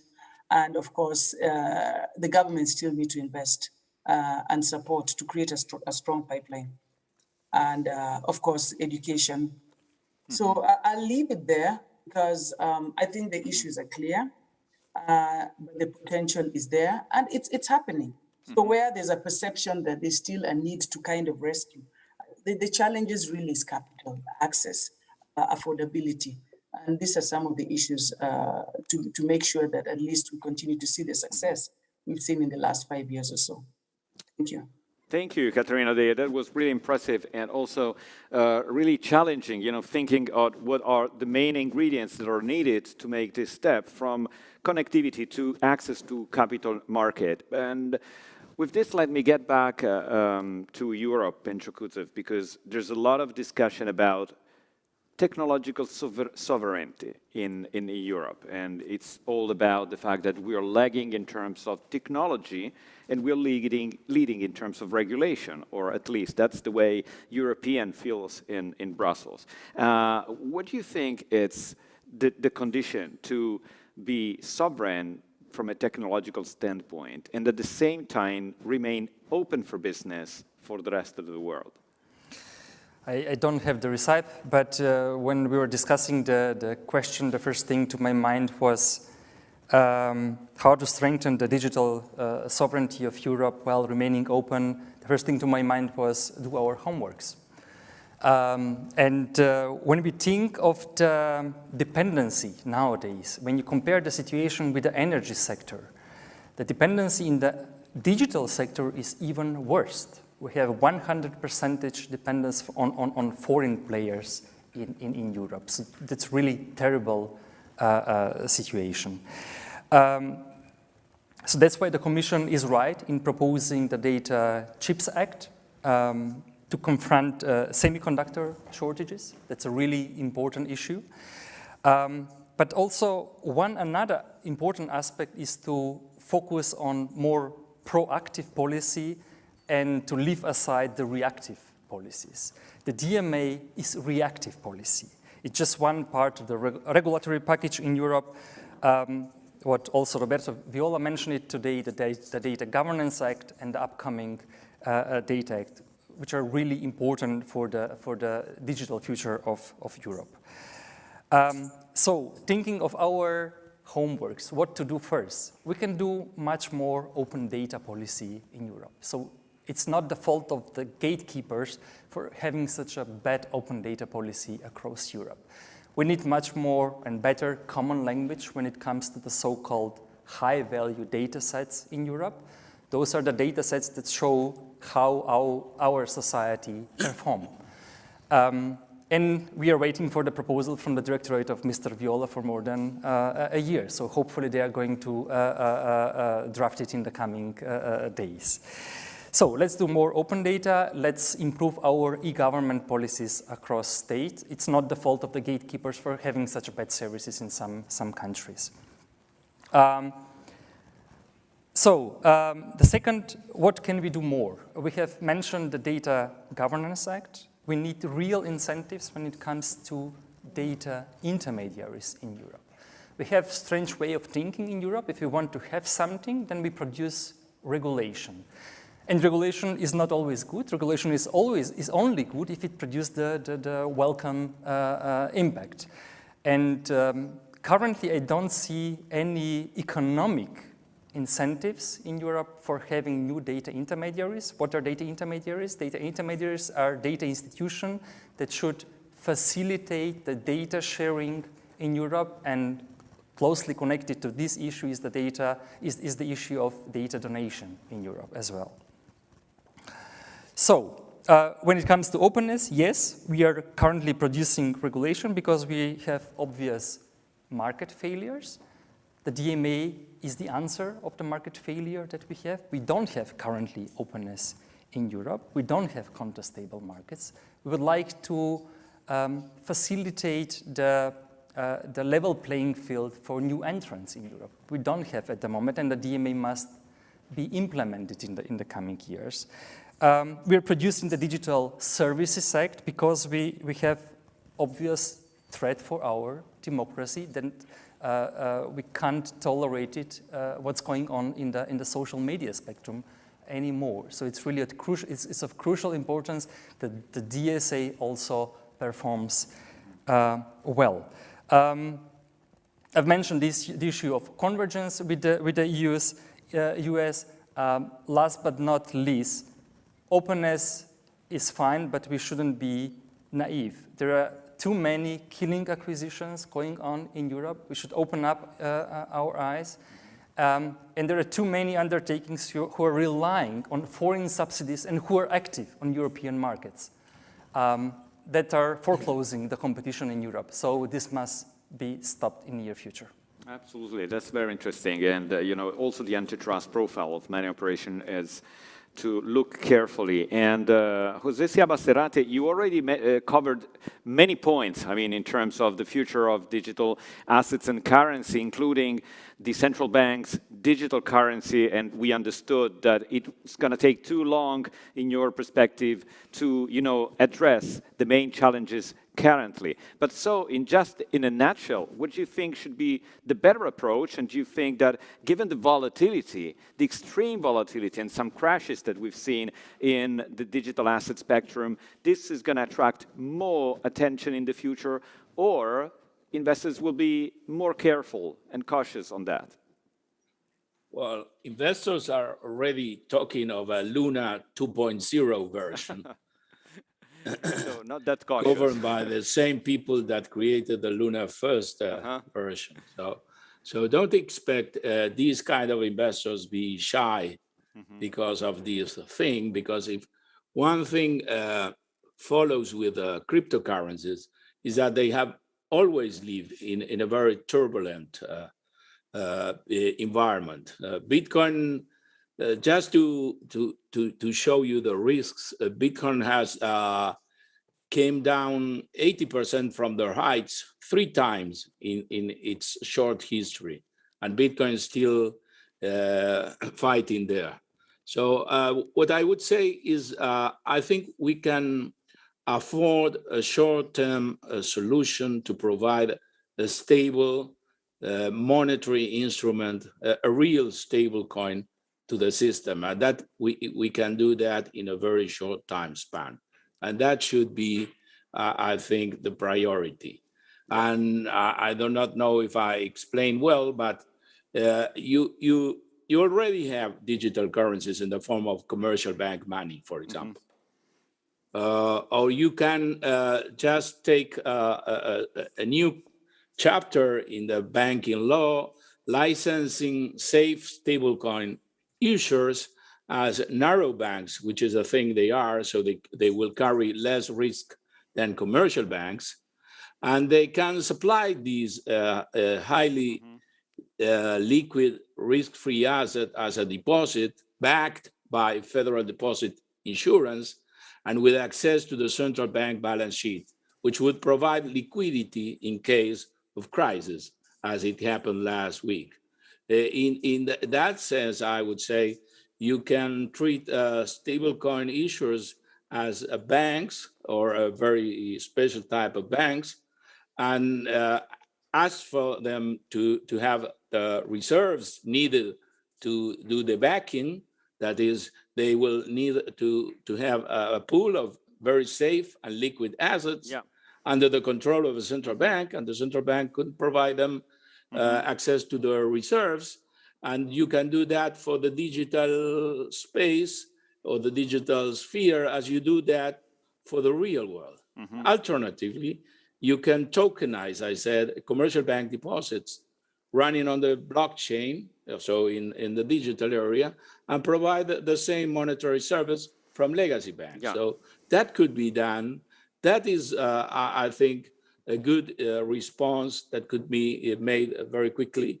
to the type of security breach or instability the Terra Luna affair has shown. Okay, so thanks. I suggest that that is a way to go forward.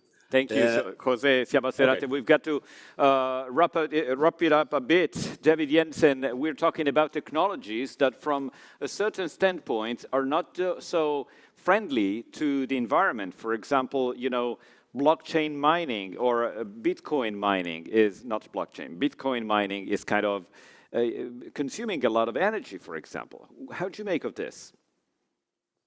Yeah, I mean, completely agree that the way that digital technologies are being designed is not green enough. I think there are really three problems to solve. First of all, they're not being designed from the outset with sustainability goals in mind, as you pointed out, in terms of energy use, but also in terms of being modular or being repairable or having their materials be recoverable. So there's a design problem that needs to be solved. The second big problem is it's really hard to track the environmental and the carbon impact of digital technologies across their life cycle. And the third is that they're generating a massive amount of e-waste, and there are very limited solutions right now for economic circularity. Right now, I think only 17% of all e-waste is recycled. So these are the three big problems. I think the solutions are pretty straightforward. First, we need global standards to assess and compare the environment and carbon footprint of different digital technologies. Second, we need digital product passports to track and trace the materials and the natural resources within those technologies so they can be recovered and as part of a circular economy. And finally, we need to really use our procurement power to invest in green digital infrastructure. So I think there is certainly hope on the horizon. There's a lot of regulation in place by the Green Deal that are addressing these issues, and these are very much what the Codes Coalition and Action Plan also hope to support going forward. All right, thanks, David Jensen. And lastly, Andrea Poggi, our title of the panel was Leading to a Fair and Sustainable Growth. It means also an inclusive growth, leaving no one behind. Is that possible, or technology might, broaden the gap and inequalities? Because at some point, it might also do that.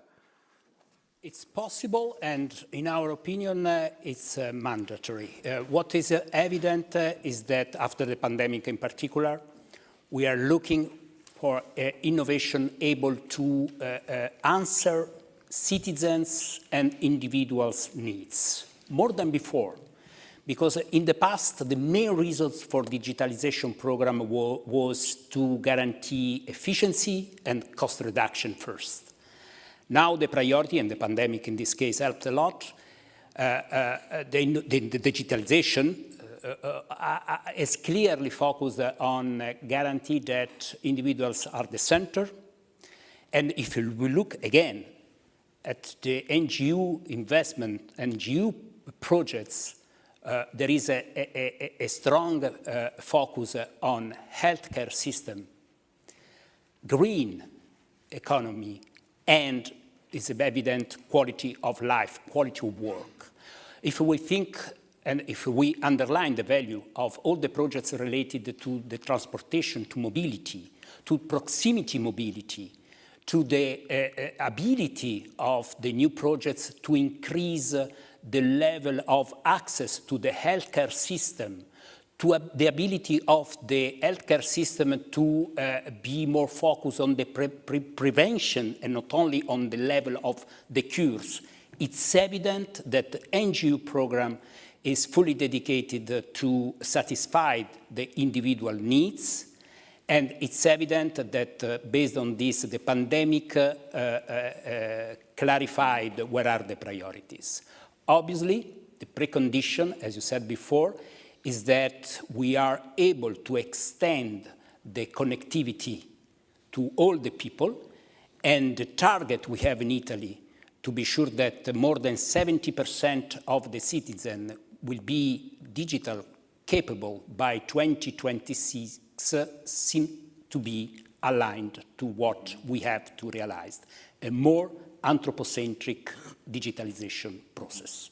Thank you so much, Andrea Poggi, together with Katrina Deia, David Jensen, Pencho Kudzev, and Jose Siabaserate. Please, a round of applause to the speaker of our panel. Thanks a lot. Thanks, everyone.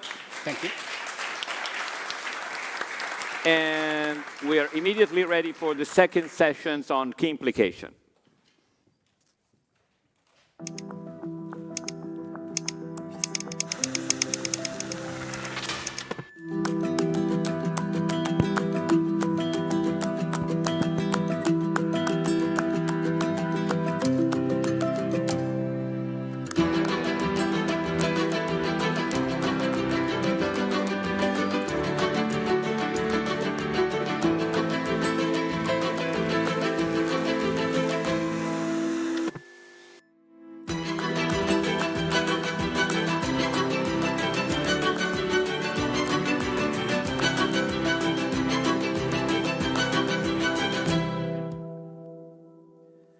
All right, we are ready for our second session of the key implication data and cybersecurity, taming risks, reaping opportunities, together with Pam Dixon, founder executive director of the World Privacy Forum, Robert Fay, managing director in digital economy CIGI, Vangelis Kantas, cybersecurity experts at the EU Agency for Cybersecurity.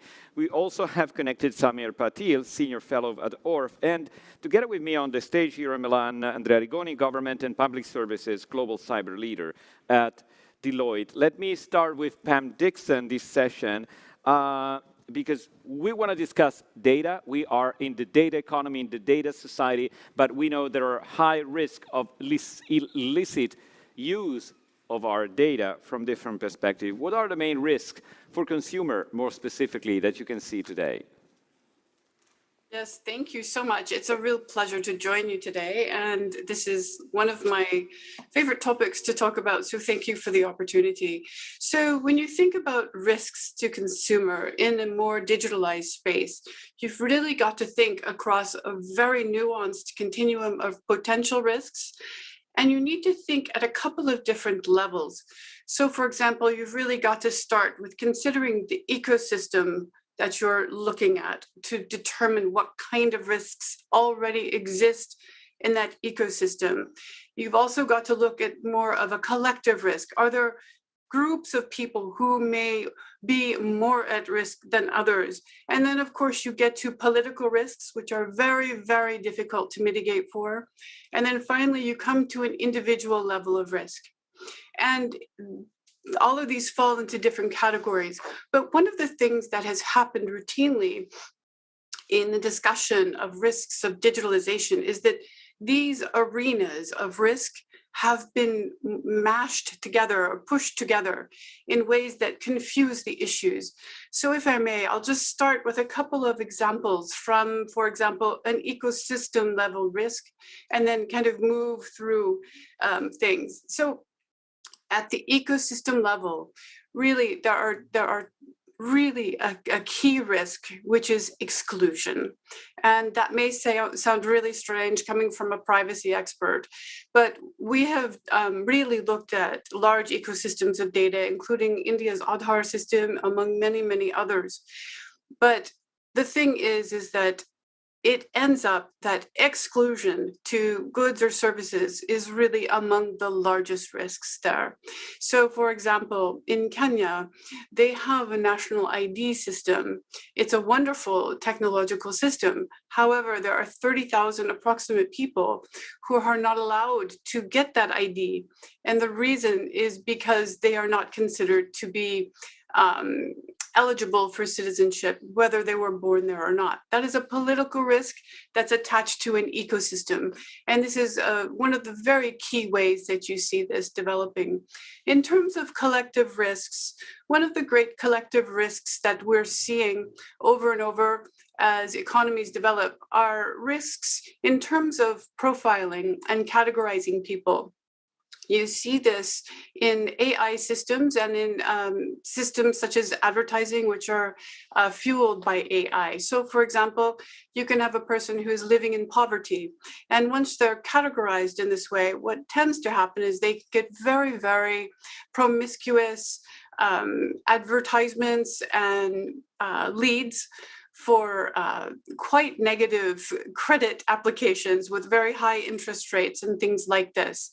So there are risks that start with privacy and end as being financial risks for consumers living in poverty. These are just some of the risks.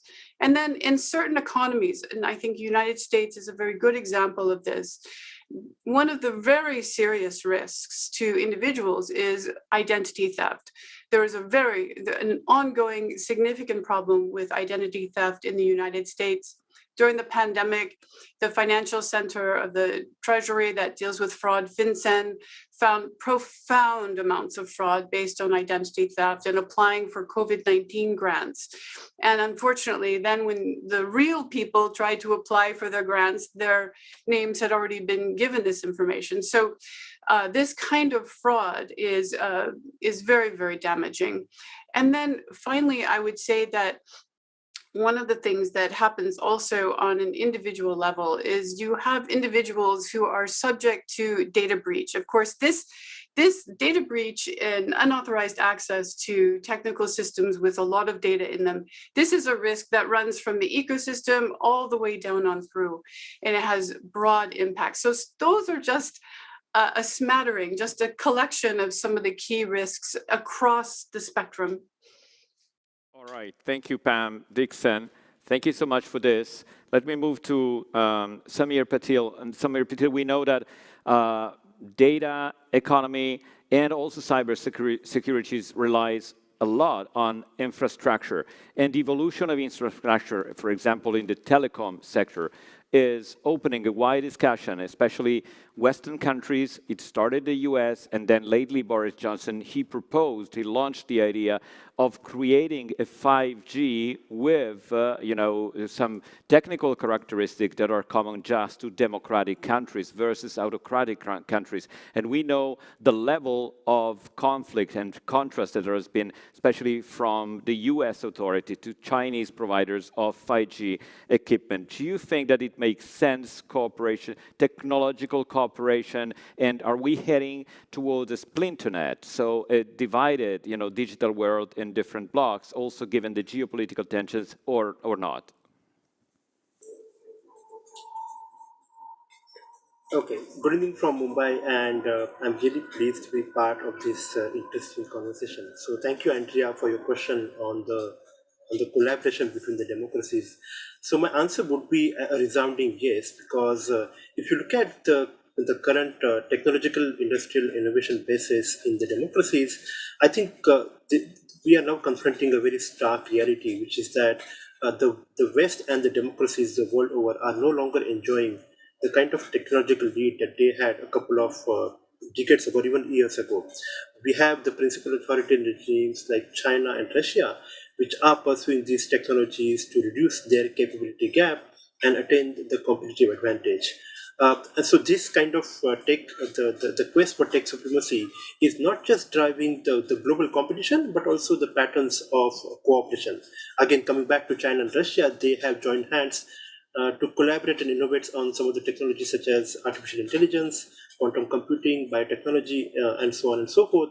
So really, that there is a determined effort by the authoritarian regimes to actually take the lead in emerging technologies.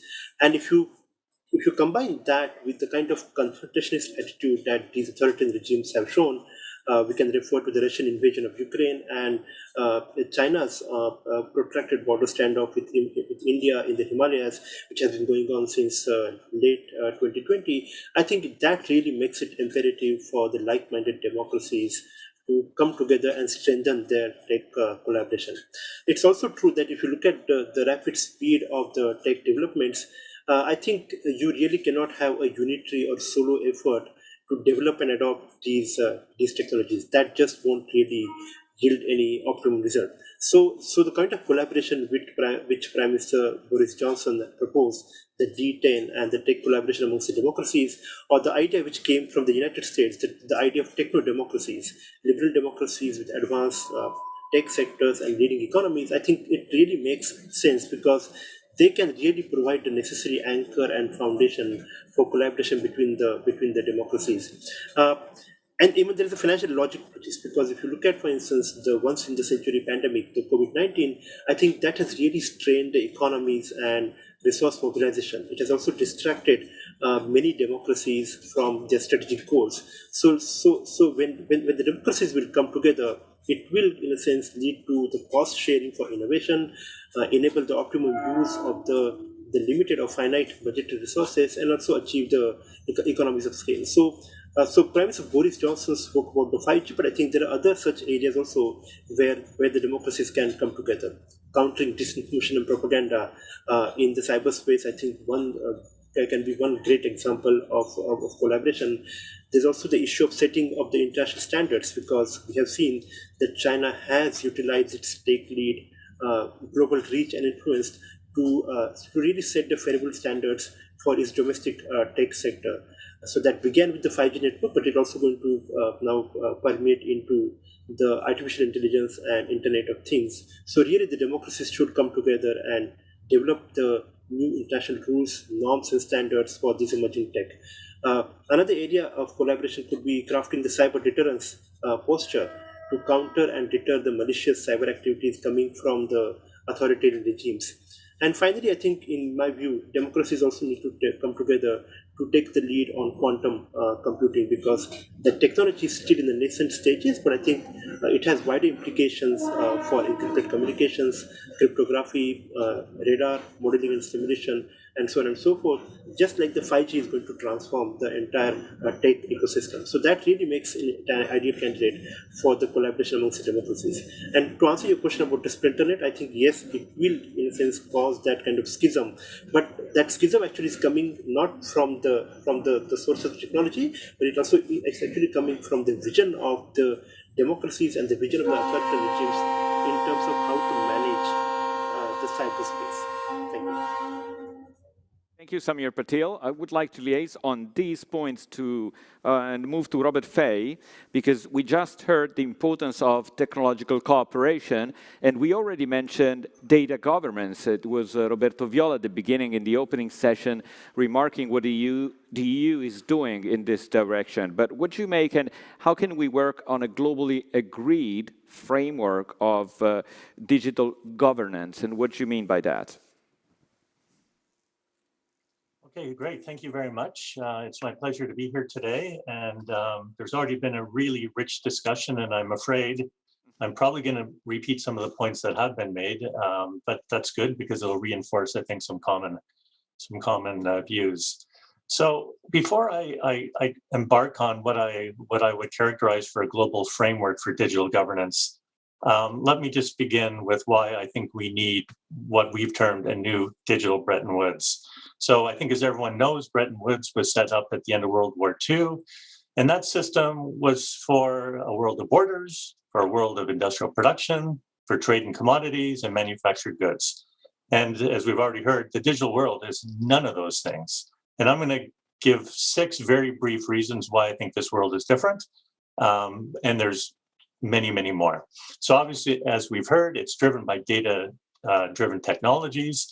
That's based on investment and accumulation of intangible assets, essentially to control intellectual property and the rents that accrue from it. It rewards first movers whose business models benefit from economies of scale and scope, of asymmetric information, from network effects that are manifesting themselves in a winner-takes-all environment. And these new technologies are transforming all sectors and creating new market structures that we haven't seen before.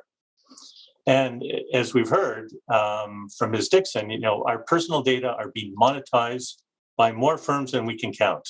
I went into Google privacy settings, and I think I found 250 firms following me that I don't think I had consented to.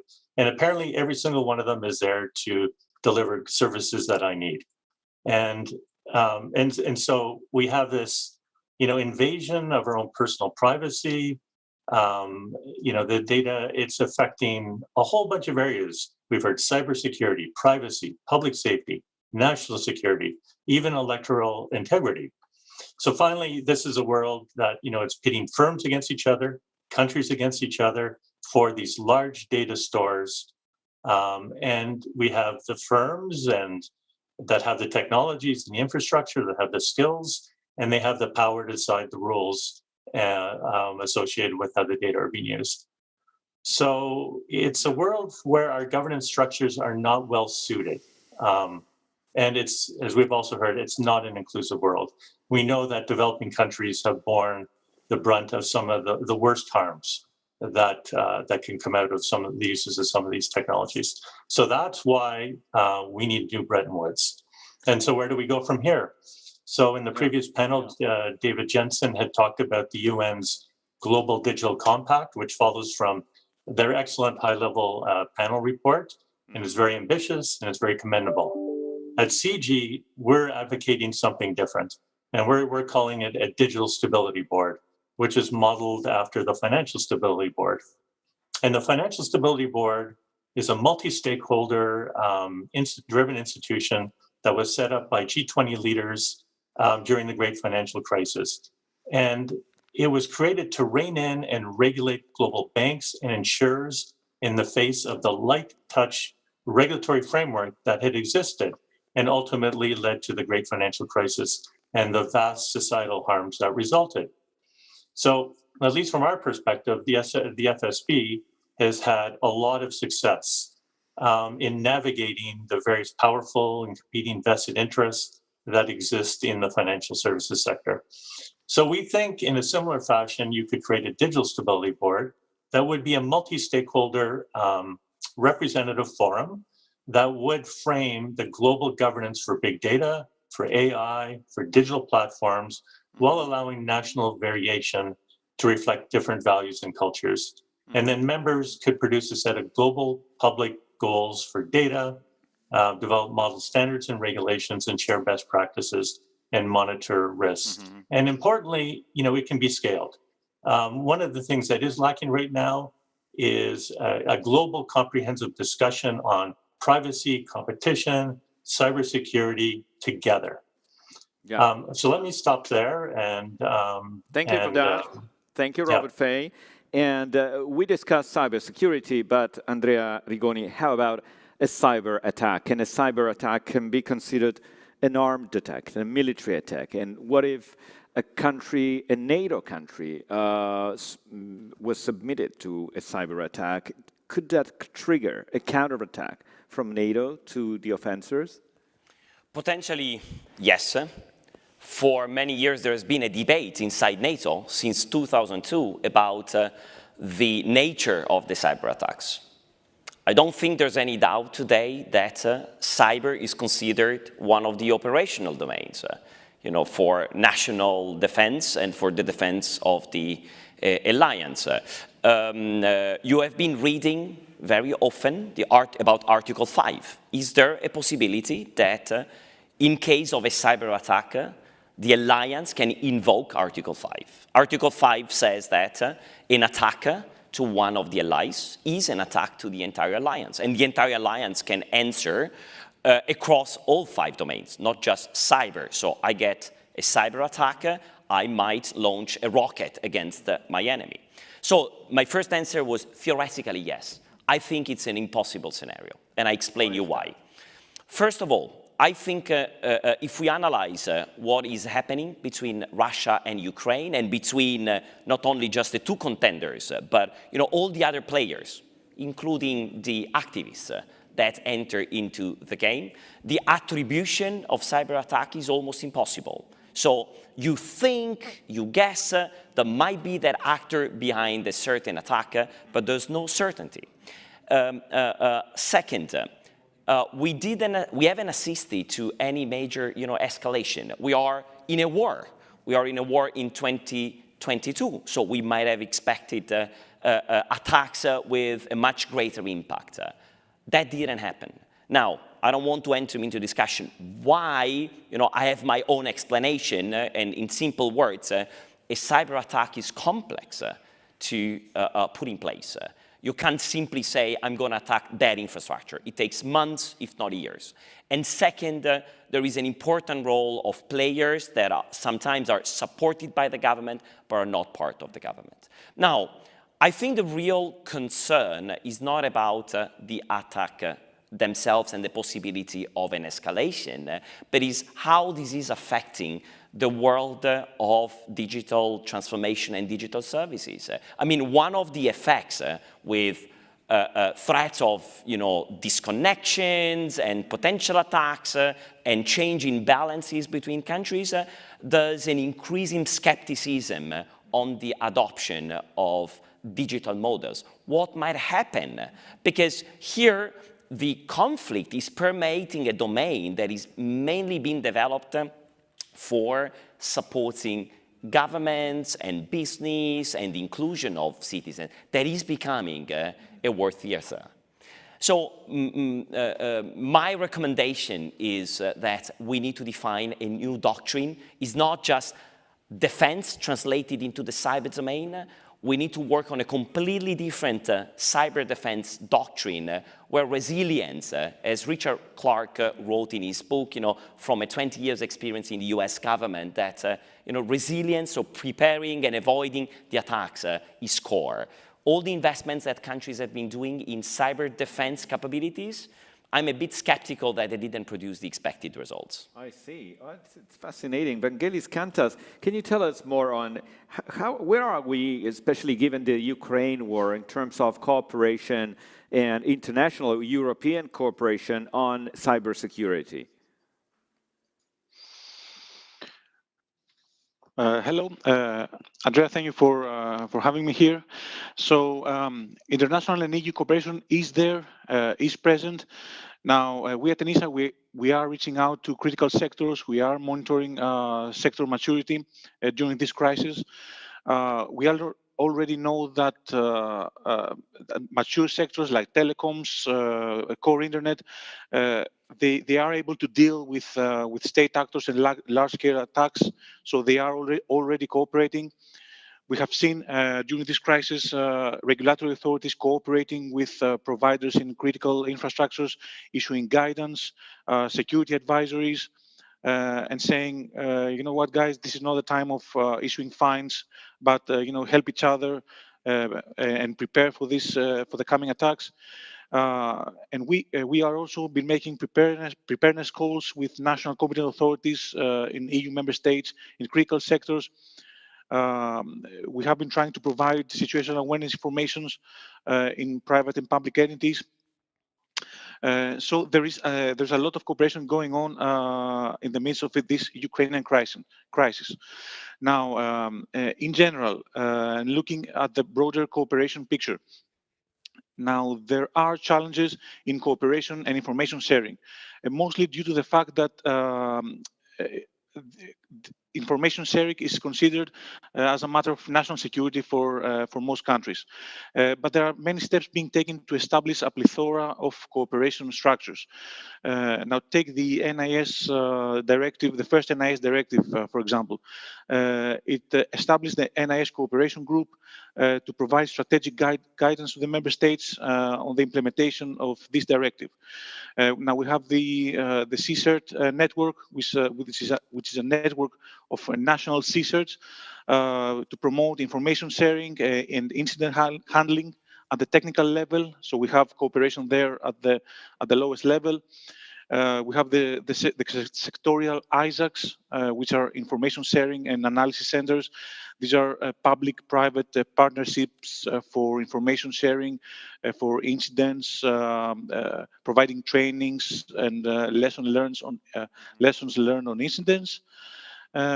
And of course, now with the NIS2 that has been approved a few days ago, we have the Cyclone structure, which is a cyber crisis liaison network. It's activated during major attacks, major incidents, and it's situated between the technical level of the CSIRTs and the political level to provide coordination and cooperation.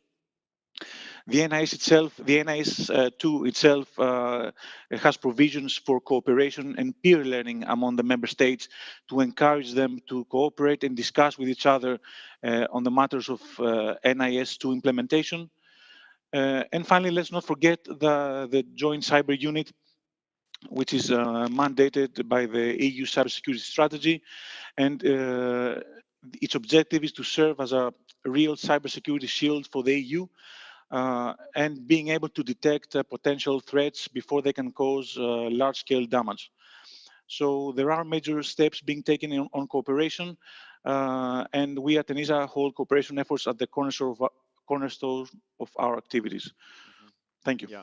Thank you so much, Vangelis Kantas, for this comprehensive outlook on what's happening in terms of cooperation on cybersecurity. So, ladies and gentlemen, we have just a few minutes for a second round of questions, kind of 2 minutes each for answering. Now, Pam Dixon, let me get back to you, because also in the first hit, you mentioned face recognition and our biometrics technologies, which are creating a great stride. As you know, there's a lot of talk about surveillance capitalism and social scoring methods that in some countries are based on this. And there's a lot of concern about how to regulate this before it takes control. What's your take on this? Yes, thank you. This is really the question of the time that we're in right now, and it's a really important question. So currently, the state we're in is there's a lot of attention on face recognition modalities, but there are about 22 biometric modalities, and about 50% of the world's jurisdictions already have mandatory iris and fingerprint-based national IDs. So we have to understand that at a very deep level, biometrics is already loose in the world and at varying levels of regulation. And at this point in time, we can't look at regulating face recognition on its own. That would lead to deeply fragmented policy, and it would actually end up, I think, losing the trust of people, because you would have to exclude all of the governments already using this modality in a mandatory way. So I do think there's a different approach here. And I think it's really important to understand this. So first, it is not possible to use consent as a primary tool for regulating biometrics. Secondly, it's not possible to use bans, like banning face recognition, as a primary solution to the problem. The alternative is, there's a good model for it, but the alternative in general means that you're going to apply to the entire ecosystem of biometrics, inclusive of all modalities, not just one, not two, not three, but all modalities, and find a regulation that provides systemic administrative and procedural protections. So, for example, registration of products, pre-market requirements for certain checkpoints, documentation, post-implementation surveillance and compliance. All of these are very important. And the model we already have in place, there's a good regulatory model here. And it comes in the form of actually the structure that most jurisdictions in the world have agreed upon for chemical safety. So, for example, the chemical safety models, they don't say, oh, let's regulate arsenic here, let's regulate lead over here. No, it's a overall omnibus chemical safety regulation. In Europe, there is REACH and RoHS. In the United States, you have the Chemical Safety Act of the 21st century. In India, you have the National Action Plan for Chemicals. And then at the UN level, the United Nations provides a harmonizing capacity with a program that I always have to look up. It's the GHS, it's the Global Harmonization System. And what it does is that it allows all the different countries to create their own set points, but they work very hard to harmonize the definitions, the cut-off points, and so on and so forth. And this is very, very crucial for biometrics. Otherwise, what you'll get is a situation where with air travel, with passport use, with identification documents, that will have very, very disharmonious biometric strategies and uses. And biometrics has proven to be a real problem for the public, so it needs to be addressed squarely. I really like Mr. Fay's idea of the FSB. I really think that a safety board that was globally harmonized could assist in this area as well. Yeah, but I think, but I'll stop there and leave it for the discussion. Thank you. Right. Thank you so much, Pam Dixon. Now, you mentioned also India, Samir Patil. We know that India is the second largest internet user base and also the largest democracy on the internet.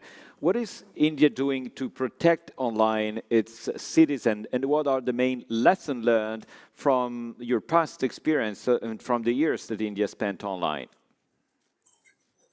So, in fact, not just the second largest internet user base, it has around 700 million internet users, and many of them are actually the first generation internet users. So, they really, for the first time, coming on the internet and trying to explore the cyberspace and the digital world.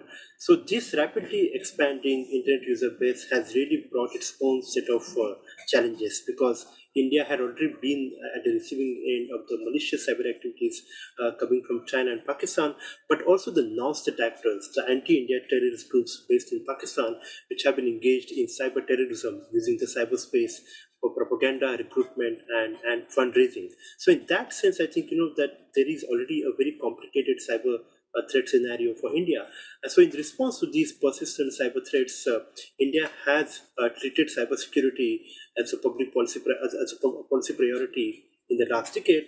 And the highlight of this was the creation of the post of the National Cybersecurity Coordinator in 2015, who could really coordinate with all the security agencies and sync the efforts at the national level on cybersecurity issues. Then within India's Internal Affairs Ministry, the Ministry of Home Affairs, India has also set up what is called as the National Cybercrime Coordination Center, which acts as the lead agency for tackling cyber crimes. And then finally, the Defense Ministry has also set up a new tri-service agency which brings together Air Force, Navy, and the Army into the Defense Cyber Agency, and that really acts as the principal agency for all cybersecurity related issues within the Ministry of Defense and the military. There's also an emphasis on creating awareness on cybersecurity through the cyber hygiene programs amongst internet users on what to do and what not to do on the internet, so that they don't become the weakest link in cybersecurity. So just to say, that India has really treated cybersecurity as a core national interest and therefore a policy priority. Of course, there are some challenges in implementing this particular flagship vision, but the focus remains on tackling cybersecurity. You mentioned about learning from other democracies. So as part of the broader security partnership, India has engaged with the United States on cybersecurity. In fact, in 2016, India signed one of its only comprehensive cybersecurity agreement with the United States. And with other democracies such as Japan, Australia, and France, India also has a similar kind of cyber engagement, where the focus is actually on leveraging each country's technical expertise. So, for instance, on France, it's quantum computing; with Japan, it's robotics and 5G technology; and Australia, it's again robotics. So really, India has been also working with the fellow democracies. But there's also an emphasis on doing capacity building for the smaller democracies as part of the regional cooperation. So India has sought to share its best practices as well as the experience of tackling cyber threats as part of its own external aid program, the Indian Technical and Economic Cooperation Program, but also sharing its own digital transformation story through Aadhaar, which Prime Minister mentioned, through the Aadhaar story with some of the smaller countries which want to also utilize the National ID project and the information technology for their own digital transformation. And finally, India is also the member of the Global Forum on Cyber Expertise, which also engages some of the developing countries for capacity building as well as regular exchange on cybersecurity issues. Let me stop. Thank you, Samir Patil. Now, Robert Fay, your idea of a digital FSB has become popular among our speaker, but that's an idea of a common table of negotiation, a global common table of talks on this. But at the same time, what we do see, in fact, is that the internet that was born as a universal network of communication and connection is becoming to be more fragmented, more separated. I mentioned the splinternet idea at the beginning of my first question. In a very few words, how do you see the future of the internet? Well, thank you. Well, I mean, what we've heard, it's the internet's already fragmented, and it's fragmented at the technical level by necessity, but at the application layer, there's just so many different values surrounding how these technologies should be used. And we know that the US has typically said, let tech decide how it wants to operate, although that's changing. In the EU, as we've already heard, there's a big focus on strategic regulation, but each of those regulations has extraterritorial implications. And then, of course, China, which hasn't come up so much, but the Great Firewall. But beyond that, it's not just the firewall, it's digital Belt and Road, and it's moved into standard setting. And so is it surprising that countries are trying to carve out their own internet, like Russia? Probably not. And I think the danger is that other countries will try to adapt a model like that. And so the fundamental question is, how do democratic societies ensure our values remain at the core of the internet? And there's no easy answer. Obviously, we propose this Digital Stability Board to allow those discussions to take place. But one area that hasn't, I guess it's received a fair bit of attention, and it was featured in the G7 digital minister statement this past weekend, and that's the focus really on standard setting. And so standards, they're ubiquitous, they're inherently part of technology, but I think the key point is it goes beyond technology. They determine the values under which technologies are being used. And it's really important to keep an eye on standard setting bodies and the influence of some jurisdictions, because they can have really important consequences for keeping the internet open and free. Thank you. Absolutely. Standardization has always showed an incredible power of creating common ground and also talks and dialogues, also at the technological level. Now, Vangelis Kantas, Andrea Rigoni said in his first answer that he was expecting a higher level of cyber attacks after the Russian invasion in Ukraine. Do you feel the same? Do you have the same sense? And why is that, if that's the case? Okay, I would say that that this is a misconception, and this is probably due to the perceived notions that wartime cyber attacks should be destructive in nature and have visible results in the physical world. Now, the available evidence shows that Russia employed an unprecedented number of coordinated cyber attacks during the days and hours prior to the invasion in order to provide a strategic military advantage to its forces. Now, the main targets of these attacks were, government agencies, military institutions, critical infrastructures, just, important targets in order to give this press advantage to its forces. There is evidence of alleged cyber espionage from Russia towards Ukraine, stealing information from Ukrainian key military personnel and draw up kill lists. And even we have the KSAT incident where Russia knocked off several satellites, which were used by Ukrainian intelligence and police forces. And of course, there was the result of this attack, which paralyzed almost 11 gigawatts of German wind turbines. Now, one is measuring cyber attacks. We should also weigh what it is to gain from these cyber attacks. Now, Russia was aiming in the beginning for a swift victory. So the cyber attacks were mainly aimed at taking out some initial strategic targets. And not, create massive widespread destruction in civilian infrastructure that Russia could possibly use after the invasion. In addition, Russian forces were in a large extent reliant to Ukrainian civil infrastructure for their attack plans and coordination. Now that the war is taking longer than Russia was anticipating, they are pivoting to a strategy of wearing down Ukraine. So they continue with their cyber attacks, deploying malwares, even hitting again targets that they initially hit, the energy network, the internet. So we shouldn't expect wartime cyber attacks to be isolated destructive events that are to be decisive for the outcome of a war. Yeah. We should consider that these cyber attacks are supportive to the conventional military tactics, and leaning on these preconceptions will possibly lead to future failed policy and intelligence. So wartime cyber attacks usually begin in peacetime. They are covert, they are silent, they aim to offer positioning and a good foothold to be used when the time is right during war. Okay, Thank you. interesting. And Andrea Rigoni, what you make of that? So I agree. I mean, I'm not neglecting that there has been and there is a cyber dimension in the conflict.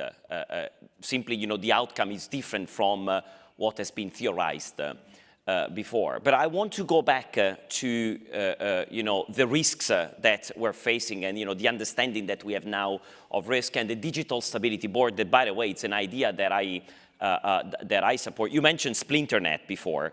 I strongly believe that Splinternet is already here. I mean, it's full of, fragmentation at any level, not only technological. I mean, the internet was born as a way to connect different networks, but we already have many countries that are applying any kind of filters for different purposes.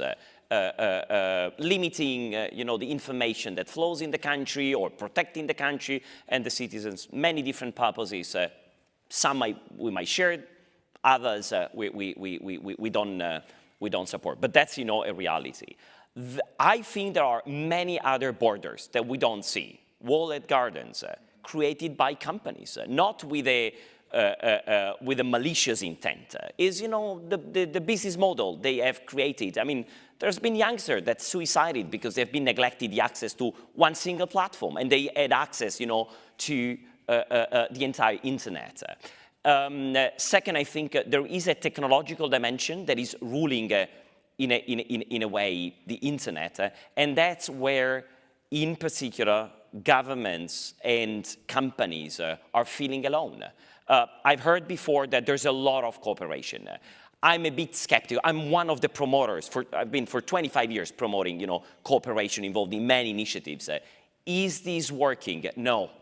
I think, we have it in the national strategies. We believe it is important, but the level of cooperation right now that is working is only happening between private companies when they have a very strong economic interest. Outside that, real cooperation in cyberspace is incredibly difficult to implement, and not only many actors, starting from governments, they struggle to understand which is the role. So that's when I said we need to come up with a new doctrine. That should be, the first step, defining which is going to be the role of governments. That is now change. It's not anymore ruling and providing policies the old way. It's becoming allies to the business and the citizens in a new way. This is what they call being realistic. So thank you also for this, Andrea Rigoni, together with Pan Dixon, Samir Patil, Robert Fay, and Vangelis Kantas. Let's have a round of applause for all the speakers of our second and final session. Thank you, everyone. Ladies and gentlemen, it's time for our closing session.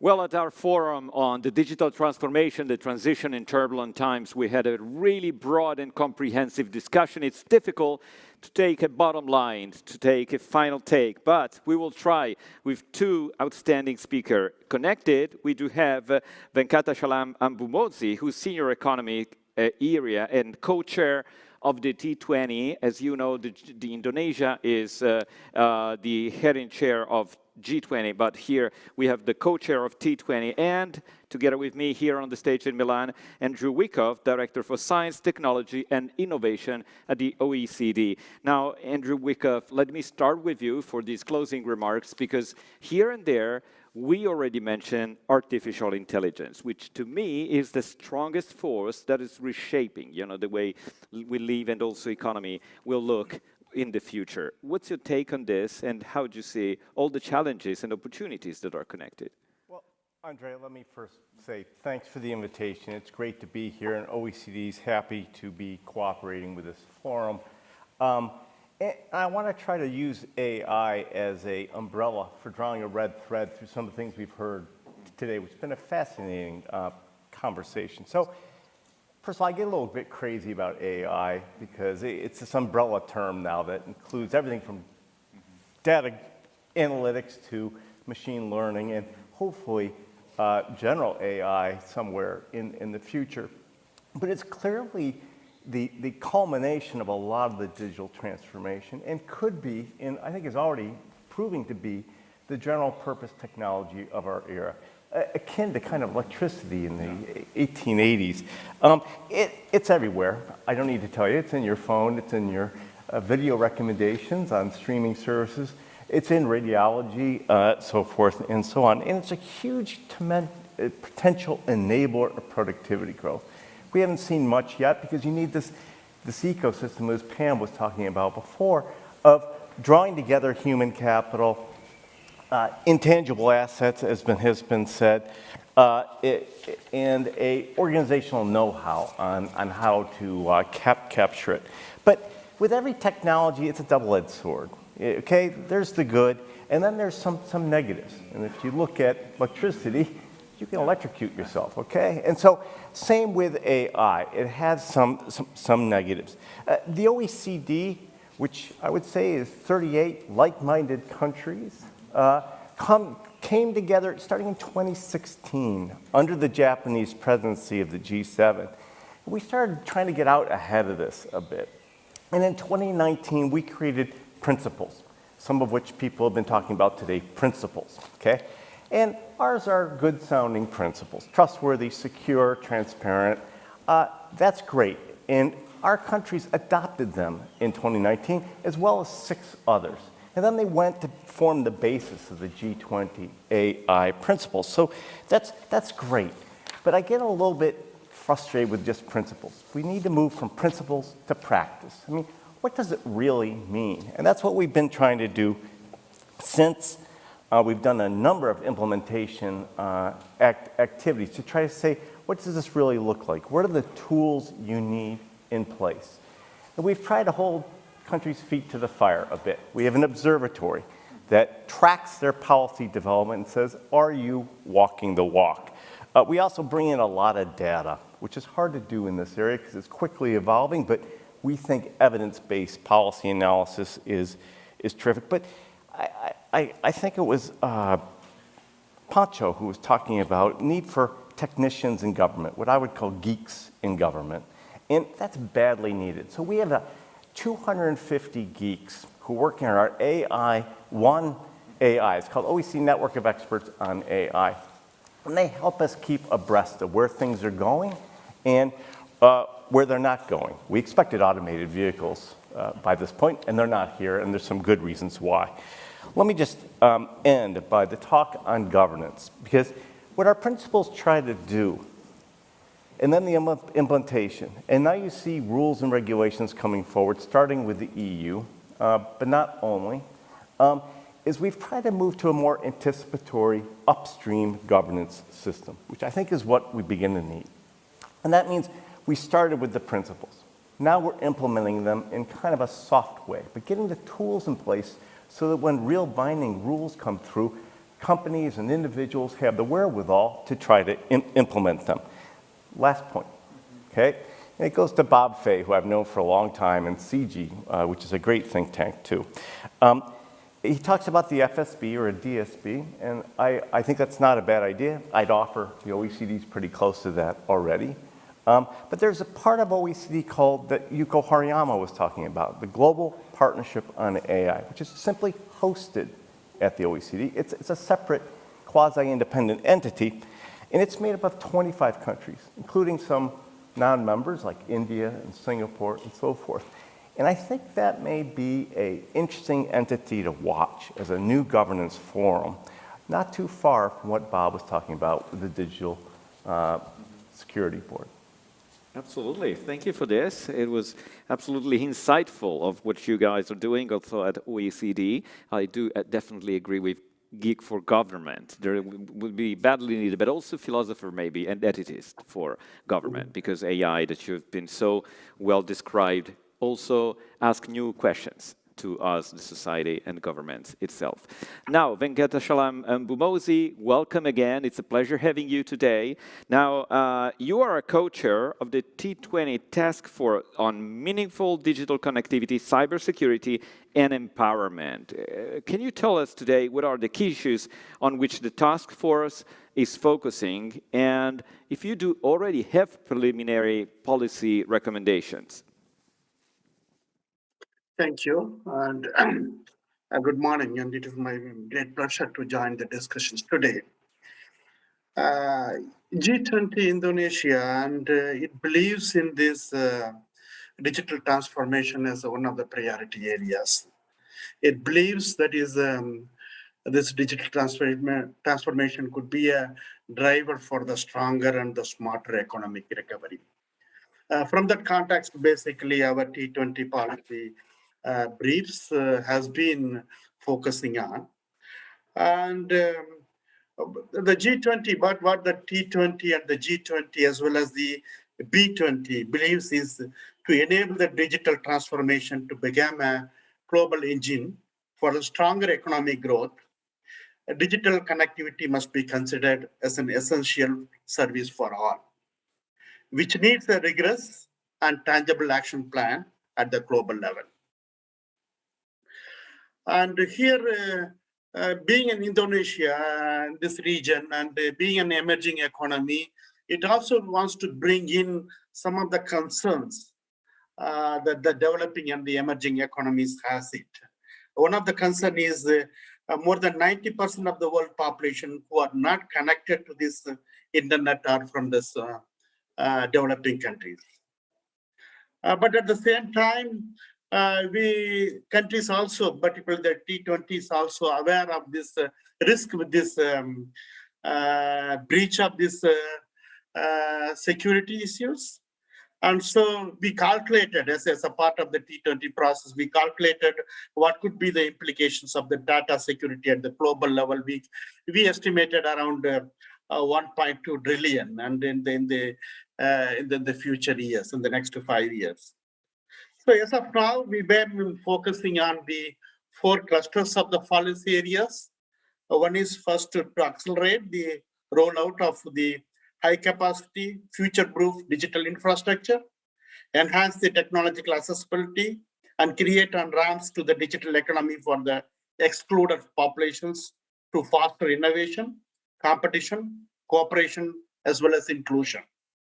The second recommendations coming from the T20 group is to harmonize the regulatory principles to ensure a fair competition and efficient markets, promote trust in the digital ecosystem by enhancing the cybersecurity and privacy protection, and encourage the adaptation of interoperable policy frameworks and the common standards for facilitate cross-border data flows.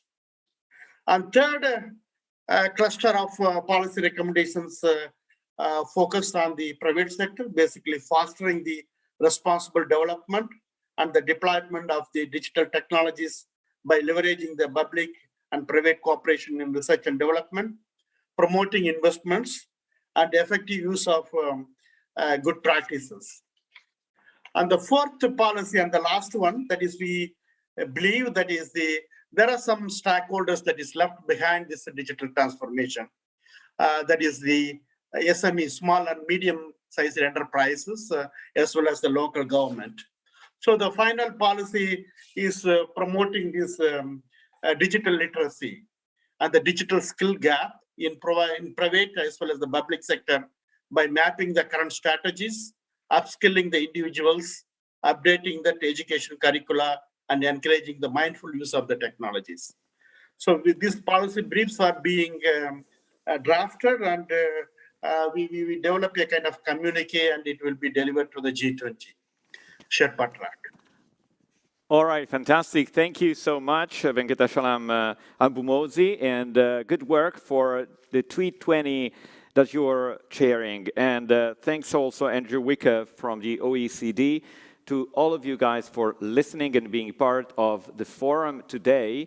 This forum, together with the one we had a couple of weeks ago on the transition to sustainability, will be also the base for the discussion of the Global Policy Forum that will take place on June the 20th and the 21st. It will be at Bocconi University, but also online in hybrid form. So thanks again to ISPI for organizing these, to OECD for its cooperation, and to Deloitte for co-promoting. We at Class CNBC were glad to be part of this discussion together with Corriere Economia as media partner of the conference. Thanks again. Take care. Bye-bye.